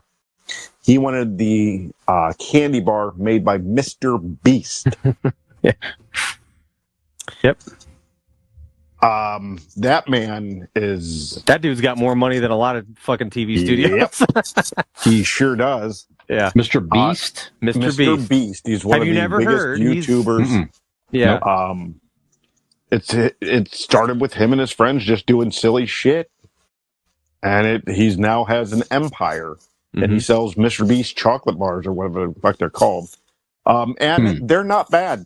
I mean, yes, he's worth like millions and millions of dollars. It's wild. He gives away like tons of money all the time. It's crazy. And now let me tell you the other story. This Saturday, in I believe it's the O2 Arena in London. Okay. The WWE will have a pay-per-view called Money in the Bank. And one of the main events will have a participant in there known as Logan Paul. Right. He is now a WWE wrestler, not to mention the ridiculously of the prime energy drink he has out now. You see it everywhere. Yeah. Again, another one that my son influencer. That's where he started. Yep, YouTuber, he has right? to have it, and from Ohio, actually. Really? Man, his brother, yeah. The Paul brothers are from Ohio. Paul brothers from Ohio, and the other one's fighting on pay-per-views against legends. I think he just lost his first fight just recently, but still, where you can go with this sort of thing. Again, it's kind of like going to broadcasting schools, thinking that you're going to be Howard Stern. The odds of you doing that level is astronomical, but it's there. Yeah, the opportunities are there, and the good thing about, like Nick said, these videos and content, self-creation comparative to a broadcasting school and going on the radio it's in your hands. The content and ideas are in your hands. You're free to do whatever, and it's kind of, there's a lot of luck involved in who sees and when and what and where, but still, the opportunities are there to do something. If it's not make a bunch of money, it's maybe to do this. Maybe somebody sees this and you get a job doing X or Y. You know what I mean? That maybe not, in a millionaire field, but, the opportunities are endless because so many people, especially now, see these across the globe comparative to, 50,000 people hear you in Des Moines on the morning drive. Right. Yeah, you're right. I mean, what about you, Brian, the chief old amongst us? How do you feel about all this crazy new stuff the kids are into? Come on, oldie McBigcock. No, it's interesting. It's oldie McBigcock. All right. I forgot to tell you about it. Sorry. That's my new wrestling name, semi-pro wrestling oldie McBigcock. Coming to the ring. Actually, you remember that guy we watched, Nick, that you grab his dick and he slams you for it? Yeah, the dick flip guy. That's his finishing move. Yep. Yeah, look for me in the Canton Palace Theater October 3rd, 4th, and 5th. I think it is something like that. No, but I mean, do I consider it art? Yeah. I mean, why? One reason I do because we do it. I mean, honestly for me, it's been an interesting thing for me in obviously this part is the fun part. The best part is getting together with you guys and doing this and connecting and talking and having fun and laughing and all that type of stuff. But that obviously that goes so far to take something that you put together and to put it out there for people. That's the creation part of it. And for me, I found that it's sometimes it feels like work a little bit, but then there are a lot of times though it's like probably because you have no help from us. That's probably why it feels like that. No, but honestly, the way I view it, the one thing that keeps me motivated, which I'm sure a lot of people do, is if you gave it to us, we'd fuck it up. Well, obviously. Yeah. No, I'm kidding. No, but I'm not. It's just the idea. That is what it is. You are creating something to put out there that people can take a look at. You're going to have people that's going to like it. Hopefully, people that's not going to like it. Just like any art form you put out there, you're going to have people creative itch. Yeah, it is exactly what it is. There's certain people with that creative mind, like us, and a lot of the people throughout. And this is a way and a form. You have that itch. You just have that need to create something, art, whether it be painting or singing or video or movie. You know what I mean? Something. Yeah. And this is our form to get that itch. I agree with you. And it's like, why do you do it? Why do you keep doing it? Because you never know. But like you say, you never know because you see these real stories of, it's the whole thing. Why not you? And if you don't do it, you'll never have an opportunity. It will it's like anything. Right. Anything you do, it's like if you stop doing it, I don't care what you're doing, your job or whatever. If you stop doing whatever that you like to do and want to try to put out there that you enjoy, and hopefully again bring some enjoyment for others, then they're never going to see it if you quit. So. And who knows? Maybe this time next year, the triple threat match, WrestleMania. Yeah. The three of us against each other. That's right. Go. I like it. Who knows? Yeah, you never know. You never know. So I'm gonna get dick flipped. I'm gonna get dick flipped tonight. I'm gonna grab on that thing. You're gonna flip me right on over. Yep, that's right. Sorry, guys, I gotta move the dog out of the way. Okay, thank you. Sorry. Who wants a piece of the junkyard hog? Actually, that's your name now. The junkyard hog. Junkyard hog. Yeah, that's good. I like that. No, I think all that's great. I mean, I think everybody coming together, and the creative people coming together, and not hurting anybody. They're sharing ideas and all that's great. Is there garbage out there? Absolutely. Is there garbage there's garbage everywhere. There's garbage, television, movie, whatever. But there's certainly a lot of creative content out there that people do enjoy. One of these squares. It's probably, I don't want to point fingers, but it's probably the one that condones Kevin Spacey stuff. You know what, sir? I do not condone Kevin Spacey. Could be noted Kevin Spacey defender with the deep V cut. And one last thought that we'll close this out. So, do you think it's interesting to where it's so? You had obviously we grew up in free television initially. Well, at least Dean and I anyway.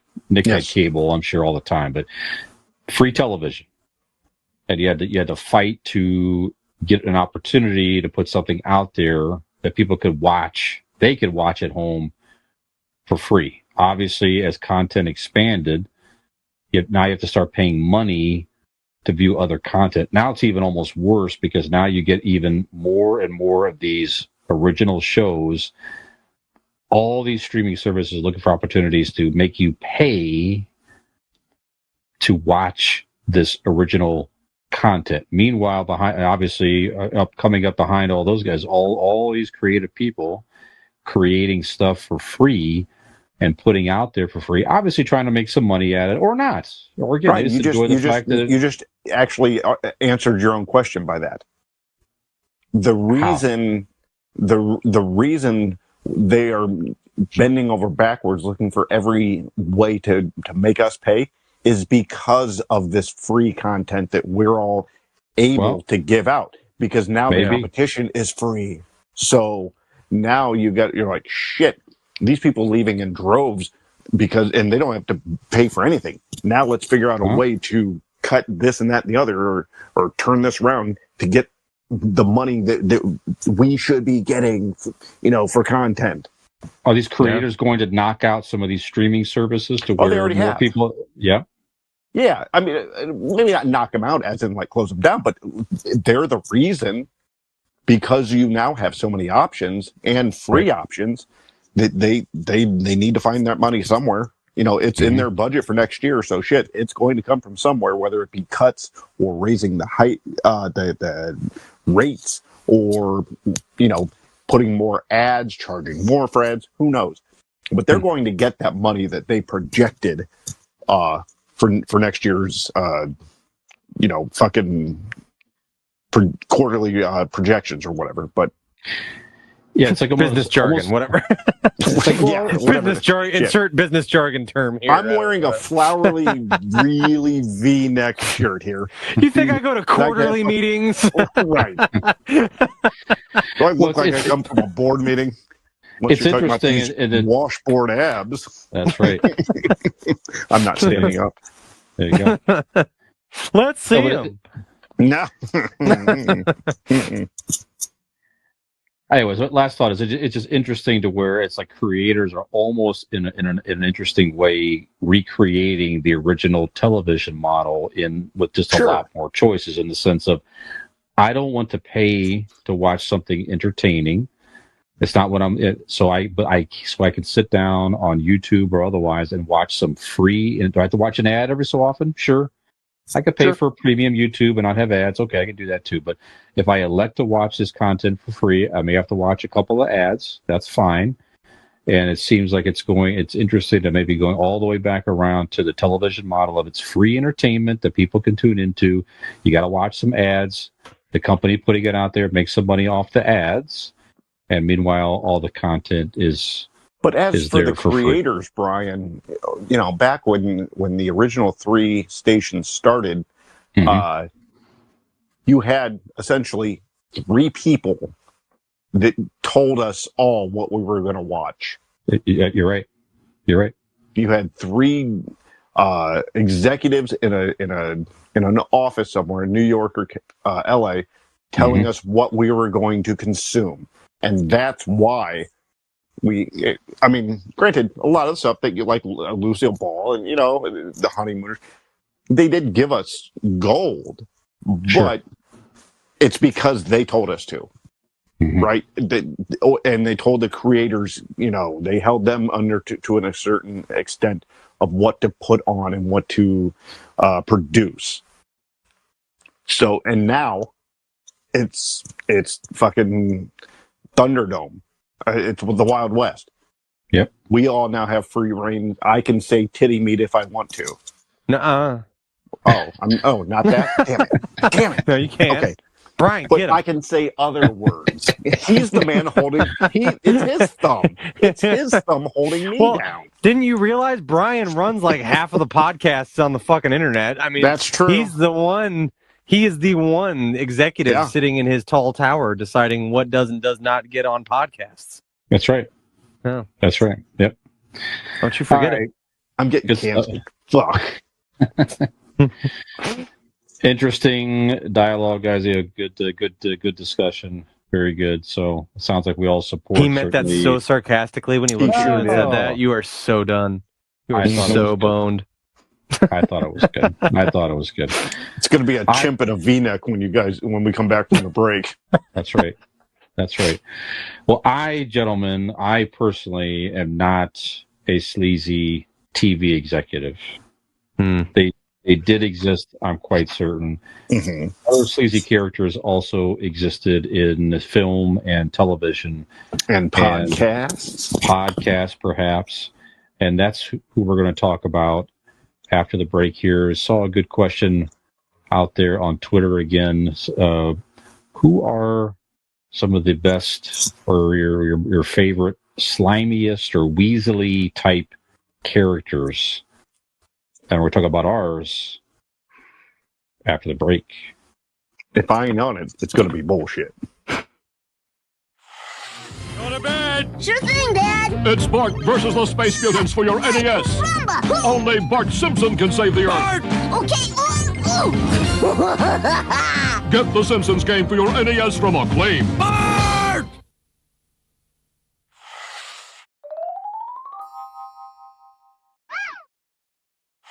You ready, honey?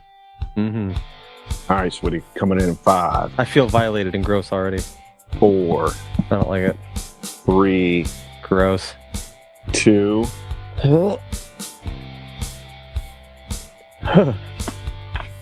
Sorry, just had a shiver down my spine. Welcome back to segment number 3 of Convincing Idiots. If you've stuck with us this long, we appreciate you. And you, as you have heard at the end of the last segment, we teased you with, for our main segment, we will be discussing. We were posed the question, who in all of pop culture are some of your most sleazy, weaselly, slimy characters, and why are they Dean? So that is that's basically what we have come to here, gentlemen, of the third segment. There's throughout pop culture, whether it be I don't know that we put limits on it, but it could be any type of pop culture content, whatever. Just sleaze bags, right? Slimy, weaselly, untrustworthy, shifty characters, right? So not necessarily villains. I mean, sure, they are certainly villains in their own prevalent light, or right, yeah, they're certainly not the good guys typically of the story. Maybe they are, I don't know, but not necessarily main arch villains or anything like that, but just weaselly, shifty, sleazy, untrustworthy characters. So Brian, this was one that you brought to us, so why don't we get started with you? Why don't you give us one just to get us going here? Show us your weasel. Yeah. Can you see it? Oh, yeah, I can. Okay. All right. One of the first ones that jumped in my mind here from the great Bruce Willis holiday movie, Die Hard. Are you fucking serious? That's all right. We're going to have some overlap in this. No, but go ahead. The character Ellis from Die Hard. This was the sales guy, the guy doing the coke that tried to negotiate with the terrorists, and hey, none of my business. I watched 60 Minutes and Of course, wound up getting himself killed and all that stuff. Just that entire movie, that guy was just a weaselly, slimy guy. Absolutely. You could tell he's probably hitting on the wife the whole time and this and the other. So, yeah, just a very unlikable character. And you almost kind of, in a weird way, were happy to see him get killed by the terrorists in that movie. So go terrorists! I told Megan, I'm like, out of all my list, I guarantee you, this is going to be the one like you didn't think of, because he's such a small part in that movie. Damn, good pull, Brian. Well done. And even his look back then too was just different. He had a full beard, which the guys in that era didn't really have even yet necessarily. No, the guy has a beard, but I don't know, just the whole look. But the actor did a great job. Playing that role. So kudos to him. Bachner. There you go. What's his name? Great job. You made a very unlikable character. So that was the idea. Nice. Nick, what do you got? I'm going to start. I'm just going to go in order in the way that they entered my mind. So first to the party, and I'm curious if this is the one that when we kind of had this discussion through text chain, Brian said that thinks he knows one that I'm going to have, and I've got a couple that I feel like are. I know who Brian was talking about. I feel like I do too, and I don't know if this is it. So I'm just going to. This is the first person that entered. It's the first. Let me name the actor, if I may. Okay. The actor who plays this role in my mind was Phil Hartman. You are correct. There you go. That's why. Next door neighbor Ted from Jingle All the Way is the first one. I mean, this guy.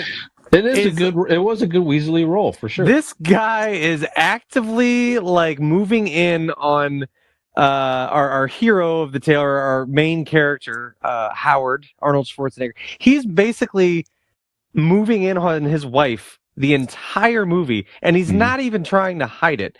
He's just actively, shittily, just always there when he's not, and doing things around the house to do it so blatantly. And his neighbor, who he's trying to steal his wife from, is a fucking could wall clearly of a kick man. your ass, right? That's some balls. It's just more. And Phil Hartman had such a what an incredible talent that we lost in Phil Hartman, and he was always so fantastic on Saturday Night Live. But man, I mean, as we've documented very well in the show, my love for Jingle All the Way, but Ted, the character of Ted, may well just make that movie for me, as well as any other element of it. Certainly from a comedy aspect, he is fucking hilarious. All the best lines in that movie are from him. And he's, like I said, and I he's guarantee just you they're probably ad-lib too. Oh, probably. Yeah, I'm sure he had a lot to do with writing a lot of that stuff, but he's just such a shit, and it's just fantastic. So yeah, he was. Ted was the first one that came to my mind from Jingle All the Way, the next door neighbor. So that is my first submission. So on to you, Dean. All right, the first one that came to my mind was easily. Again, you guys started with bad guys. Mine's not necessarily a bad guy. He was from the television show Night Court. Dan Fielding, played by John Larroquette. Very good. Yes. That dude was like the epitome of the 80s, wearing the three-piece suit, trying to fuck anything that moved, just all about power and status. But he still, at the end of the day, yes, it was a TV show, so, you know, they had to have humanity to it. He was a decent guy down to it. And now with the new Night Court, they did bring him back in almost a redemption story. Like, he's an older man, so like he's like, oh, no, that shit's past me. I was married for 30 years. You know what I mean? So, you know, they look upon it as just being a freewheeling guy in your 20s or 30s in the 80s, you know. But he was a scumbag. He was sleazy, but he was fantastic. Dan Fielding, Night Court. That's a good one. Very good. Okay, I've got from the Back to the Future franchise, Biff. Did you read my list? Well, he's a good. You guys just watch all the same movies. Well, that's true. He is the villain, of course, in the movies here, but he really and the trilogy itself. Yes, you're right. The character really evolved, especially when he got to the second one. When he got to the second one, you really got the sleaziness of Biff, the plotting, and just the. I mean, literally. And if they didn't model Biff from Back to the Future Part 2 after Donald Trump, I'll kiss your ass. That's yeah, definitely a lot of similarities for sure in the look and the everything else, but. Yeah, so just a very sleazy character. You hated Biff in all those movies. So again, that nothing redeeming. Great, no, not at all. Nothing. Never learned anything from every generation to trying to. I mean, he was legitimately this movie and this family movie from the 80s. He was trying to rape her at the end of that movie. Like, yes. When he opened that door, that's what was happening. That's right. That's right. Yeah, pretty extreme. Killed Mr. McFly. He killed George. Yeah, just crazy, man. Yeah, definitely a Weasley, slimy character. Hated Biff with a passion. That was the idea. Yep. Nick? My next one that I thought of was Dean. I believe you've seen the show. Brian, I don't know if you have. This again, shifty, shady. Will stop at nothing to get whatever benefits him. I had to go with Frank Gallagher from Shameless, the popular TV show, played by William H. Macy. What a great character. Just, I mean, despicable. Truly despicable. And all these different points in, what was it, 9, 10, 11 I can't remember how many seasons it ran. Somewhere in that area. Just when you think that character can't go lower, he does. He does. At every turn. I mean, certainly flawed in every which way. Certainly an alcoholic, certainly a drug addict. Like I said, will never hesitate to use any of his illegitimate children to his benefit to get things that help him, score money, drugs, alcohol, whatever. But Frank Gallagher was just a really well-written character, and kind of personifies stories you hear of people doing horribly shameful things, and Sure. he was an embodiment of all of it. So Frank Gallagher was the next one I had written down. Dino. Excellent. All right. Well, I have a few different avenues I can go. But I am actually going to go with let's go a little science fiction horror comedy situation, and let's go Beetlejuice, portrayed by Michael Keaton in the movie Beetlejuice, who just got finished wrapping the second one. Mm-hmm. Michael filming Keaton got done wrapping. is lapping again on his film career. Oh, yeah. He's like, I'm going to do Beetlejuice, He really I'm going to do is. Batman, I'm going to... Like, why wouldn't you at this point? You have a whole career. You are one of the best. Why not go back and just revisit, have fun, give nostalgia, enjoy Live it again. Yeah, absolutely. Sure. But Beetlejuice was, I mean, again, he was marrying a teenage girl against her will. So weird. Yeah, it was. Yeah. He was manipulating the teenage girl to escape from whatever dimension that was. He had a finger with a ring on it in his pocket. I mean, just a sleazeball. Yeah. Very good. But Excellent. portrayed brilliantly. Yes. Where they so well that they gave him his own fucking cartoon. That's right. They did. They did. Well, he did the voice for that too, didn't he? I think he did. Did he? I don't know. I remember the so. cartoon though. You're right. I kind of forgot about that. You mentioned it. I'm like, yeah, they sure did. And They sure did. Yeah, it's like a Saturday morning cartoon, yeah. That's great. He was the good guy. That's All awesome. right. So, yep, Beetlejuice is my number 2. Okay. Very good. Nick, this character is from one of our favorite movies. He gave us one of the greatest movie lines, I think it's cinema history, if I'm not mistaken here. You two donkey dicks couldn't get laid in a morgue. Chet. That's right, Chet from Weird Weird Science.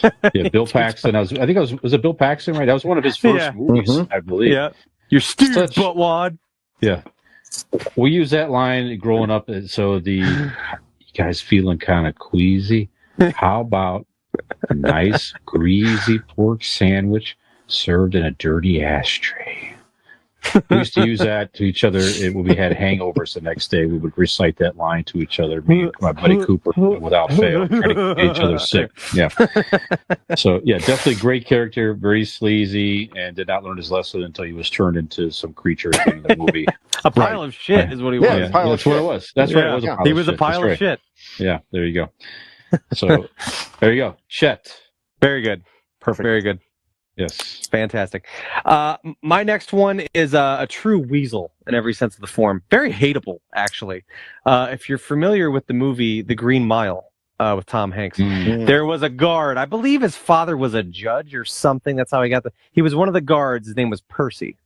And he was always tormenting the prisoners and being abnormally cruel, and he crushed the mouse that was the one really sweet guy's friend that was on death row, which sounds weird to say, but was on death row, and then he didn't put the sponge on his head and fucking fried him. He's just a complete piece of shit. Like, just very, there've been there's a lot of good characters throughout TV and film.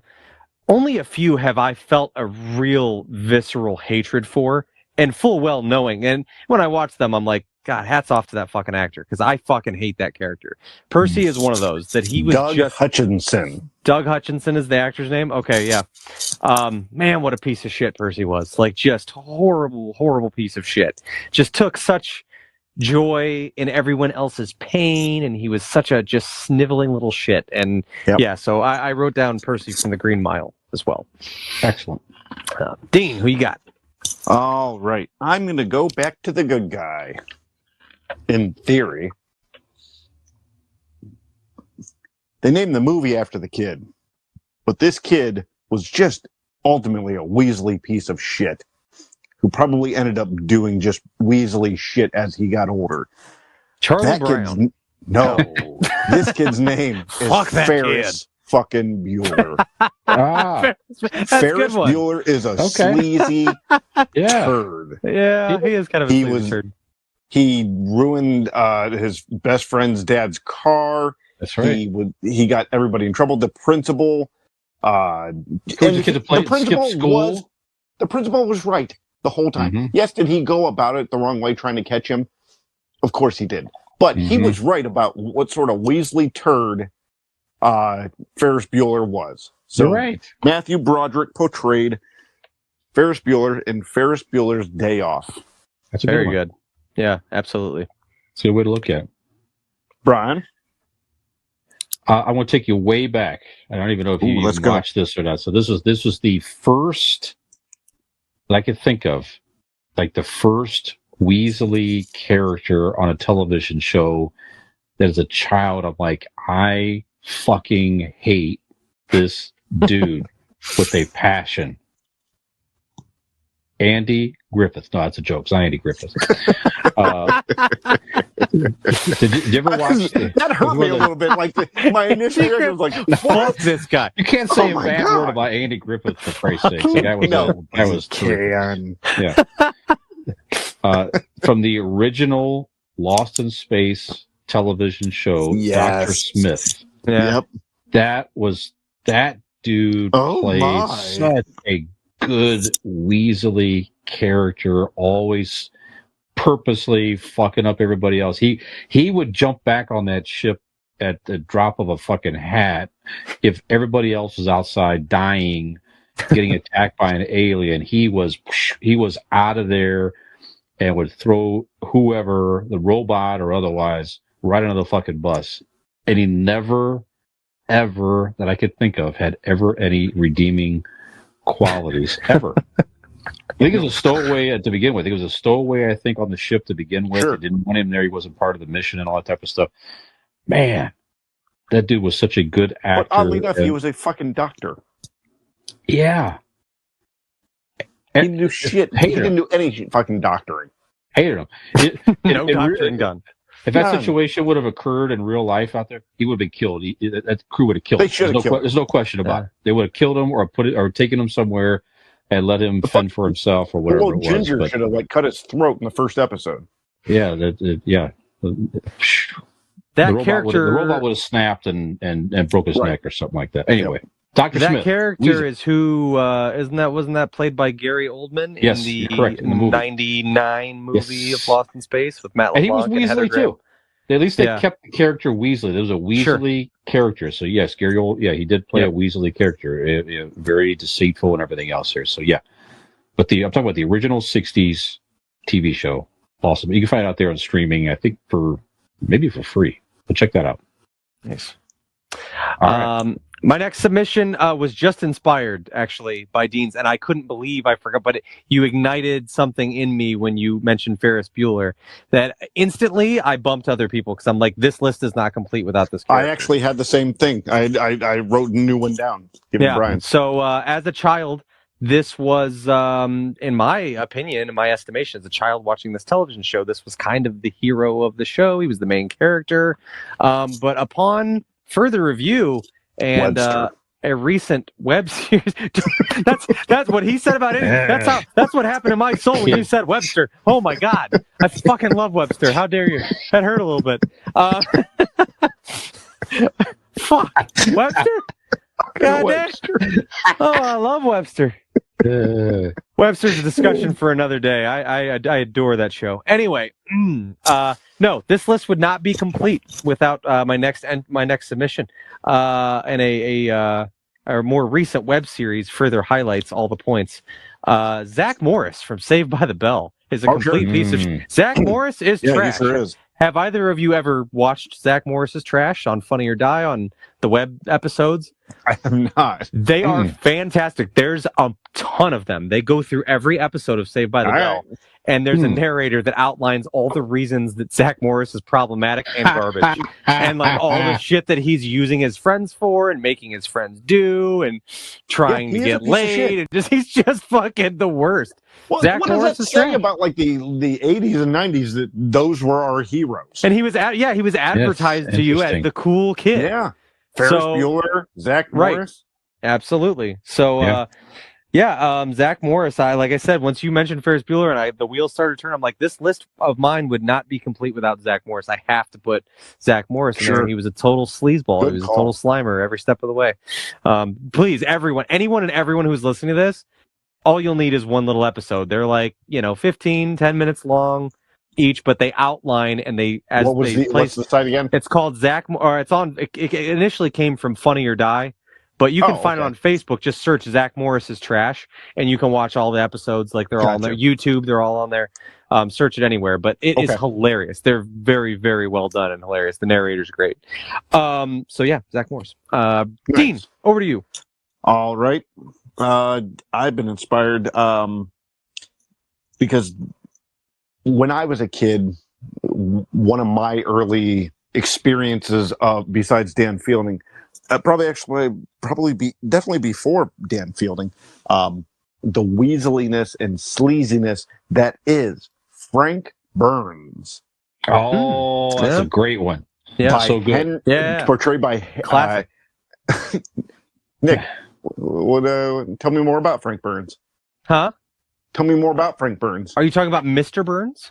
Oh, I thought you were talking about the dude from The Simpsons. I was like, I didn't know his first name was Frank. Frank Burns from MASH. Oh, fuck, yeah, I don't know about anything about that. Larry Linville. I couldn't name you a single character from MASH. Okay, well, Frank Burns was the weaseliest. Oh, yes. Sleaziest, just the epitome of just a gutless coward. Yeah. Great choice. Larry Linville was a genius. Yeah. I mean, especially back then, like to portray that level of sleaziness back in the late 70s or whatever. Just brilliant. Larry Linville as Frank Burns. Yeah, he was a good foe MASH. for Hawkeye and Pierce back then. Absolutely. Yeah, for sure. Yeah. Now, I'm not taking anything away from Charles when he came in, but they were definitely totally two different situations. Yeah. Yes, for sure. Charles was more pompous and everything else, but you're right. Frank But he Burns wasn't was hateable. Yeah, Frank was hateable.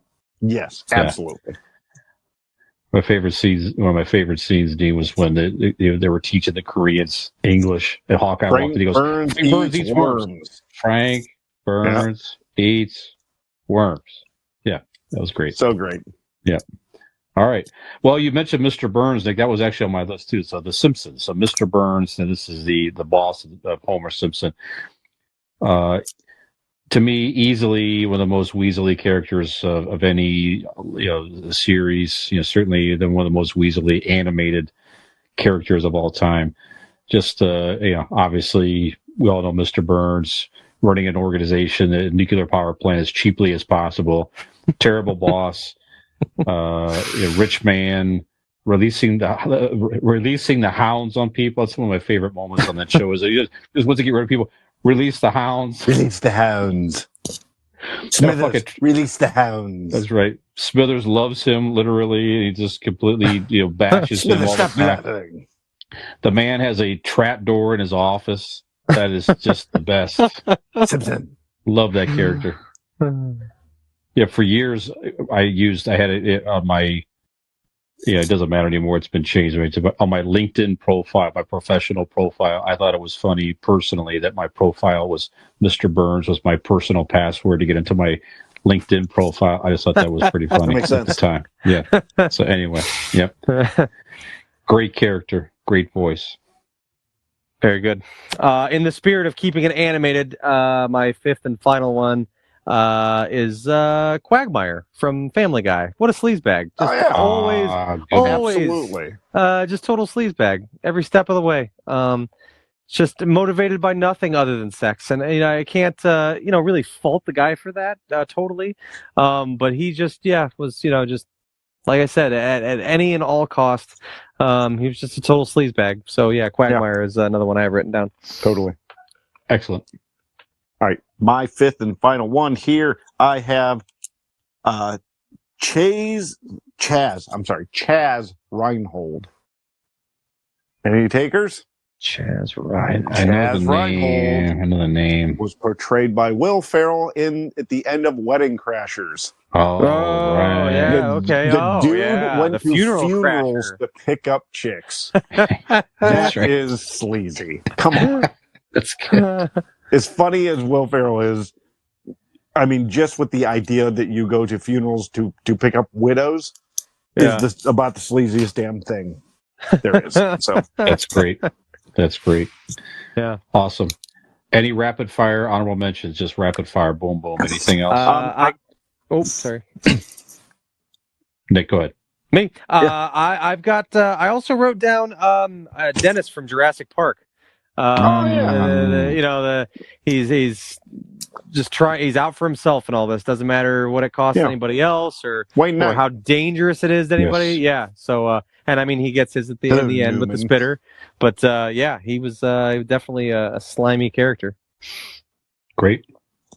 My honorable mention was General Hux, portrayed by Domhnall Gleeson.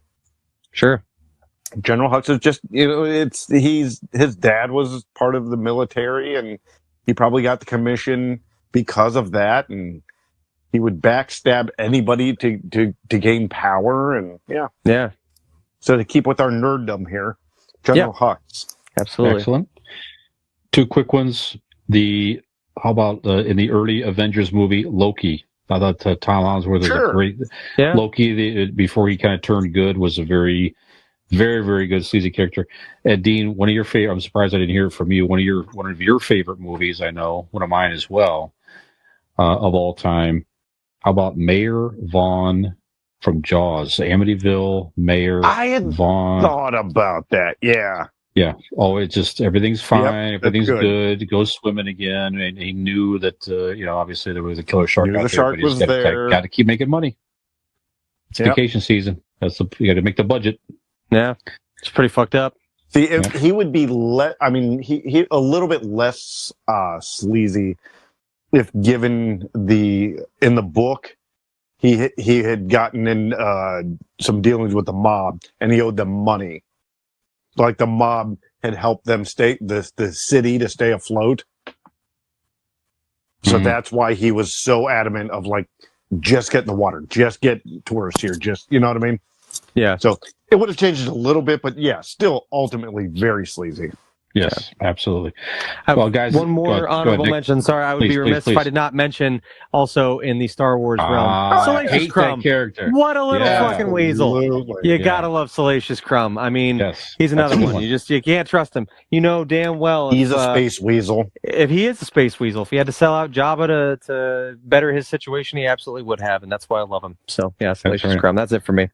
Very good. Very good. Well, all those guys, all those characters certainly did not have a heart of gold, but who does have a heart of gold?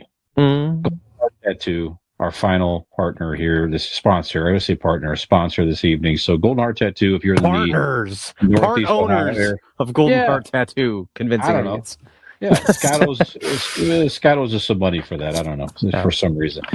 If you're in the Northeast Ohio area, go see them in Norton at Golden Heart Norton. Find them on Facebook.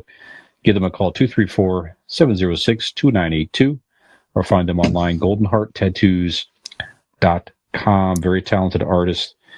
Go check them out. Get some ink this year. Nick, we have done it. We have done it. We have made it to the end of episode 146, my friend. 146. Well, that's a lot. At the end of each and every episode, I like to tell you where we can be found. And this is episode 146. So by now you probably already... Wait. Cut. Is that really the sleaziest you could do that? Oh, baby boy, you want sleazy? I'm going to give you... I turned it from Carl from Aqua. You sure did. Oh, yeah, baby, let me tell you something. If you're looking for the real sleaze factor, you came to the right place. Oh, boy. I tell you what. Here's what we're going to do. I'm going to send you over to the internet. You're gonna close out all those other tabs, right? I know you got your dirty magazine websites pulled up there. You're gonna find the best ones on the website. You're gonna go over to our Convincing Idiots link tree. All you gotta do is type into Google Convincing Idiots, LINKTREE, and right there you're gonna hit all the buttons, and you're gonna follow them each and every one to the frickin' website machine, and you're gonna like him, and you're gonna subscribe him, and all that stuff. And then, baby, you're gonna come on over to our website, convincingidiots.wordpress.com. That's right. Yeah, you're gonna buy merchandise with our faces on it. You're gonna put our faces on your bodies. And yeah, you're gonna wear them all over town. And then you're gonna tell them your favorite podcast is Convincing Idiots. That's where you like to go. So, for episode 146, be a lot better if it was 169, if you know what I mean. But it's 146. I am Sleazebag Millennial Nick, a.k.a. Carl from Aquatine. I'm the Sleazy Zennial Dean. Excellent. Release the hounds on Gen X Brian. Have we convinced you that this podcast should be on Adult Swim? Come on, you sleaze bags.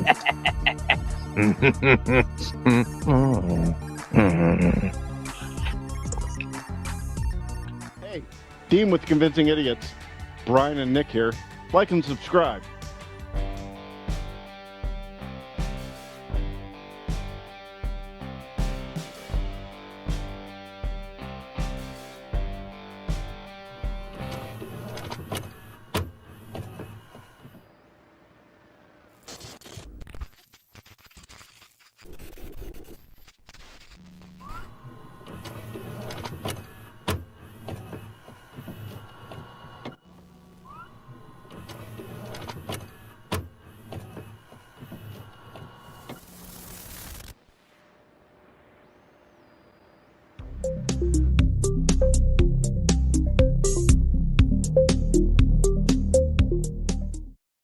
Ham gravy. Just great talking. Yeah, this is good stuff. Oh, yeah, the Mexican one. Yeah. Yeah, this is very That's good good. It's one of the better ones out there. It's not too acidic at all. It's very good. What are you drinking, Perfect. Nikolai? Nothing. Oh, I don't even have water. I don't have water at all. Jeez. I You know, gonna I get just came- something? No, I'm good. Okay. Good. How do you put up with this sober? I'm warmed up. I don't know. I got a little nip from the milkshake there, but Oh, okay. There you go. Is it kind of potent? Is it worth it? it's not. That's not super strong. I mean, but it's delicious. It's very good. Just you could like definitely. you. Yeah, that's right. It's not strong, but delicious. That's right.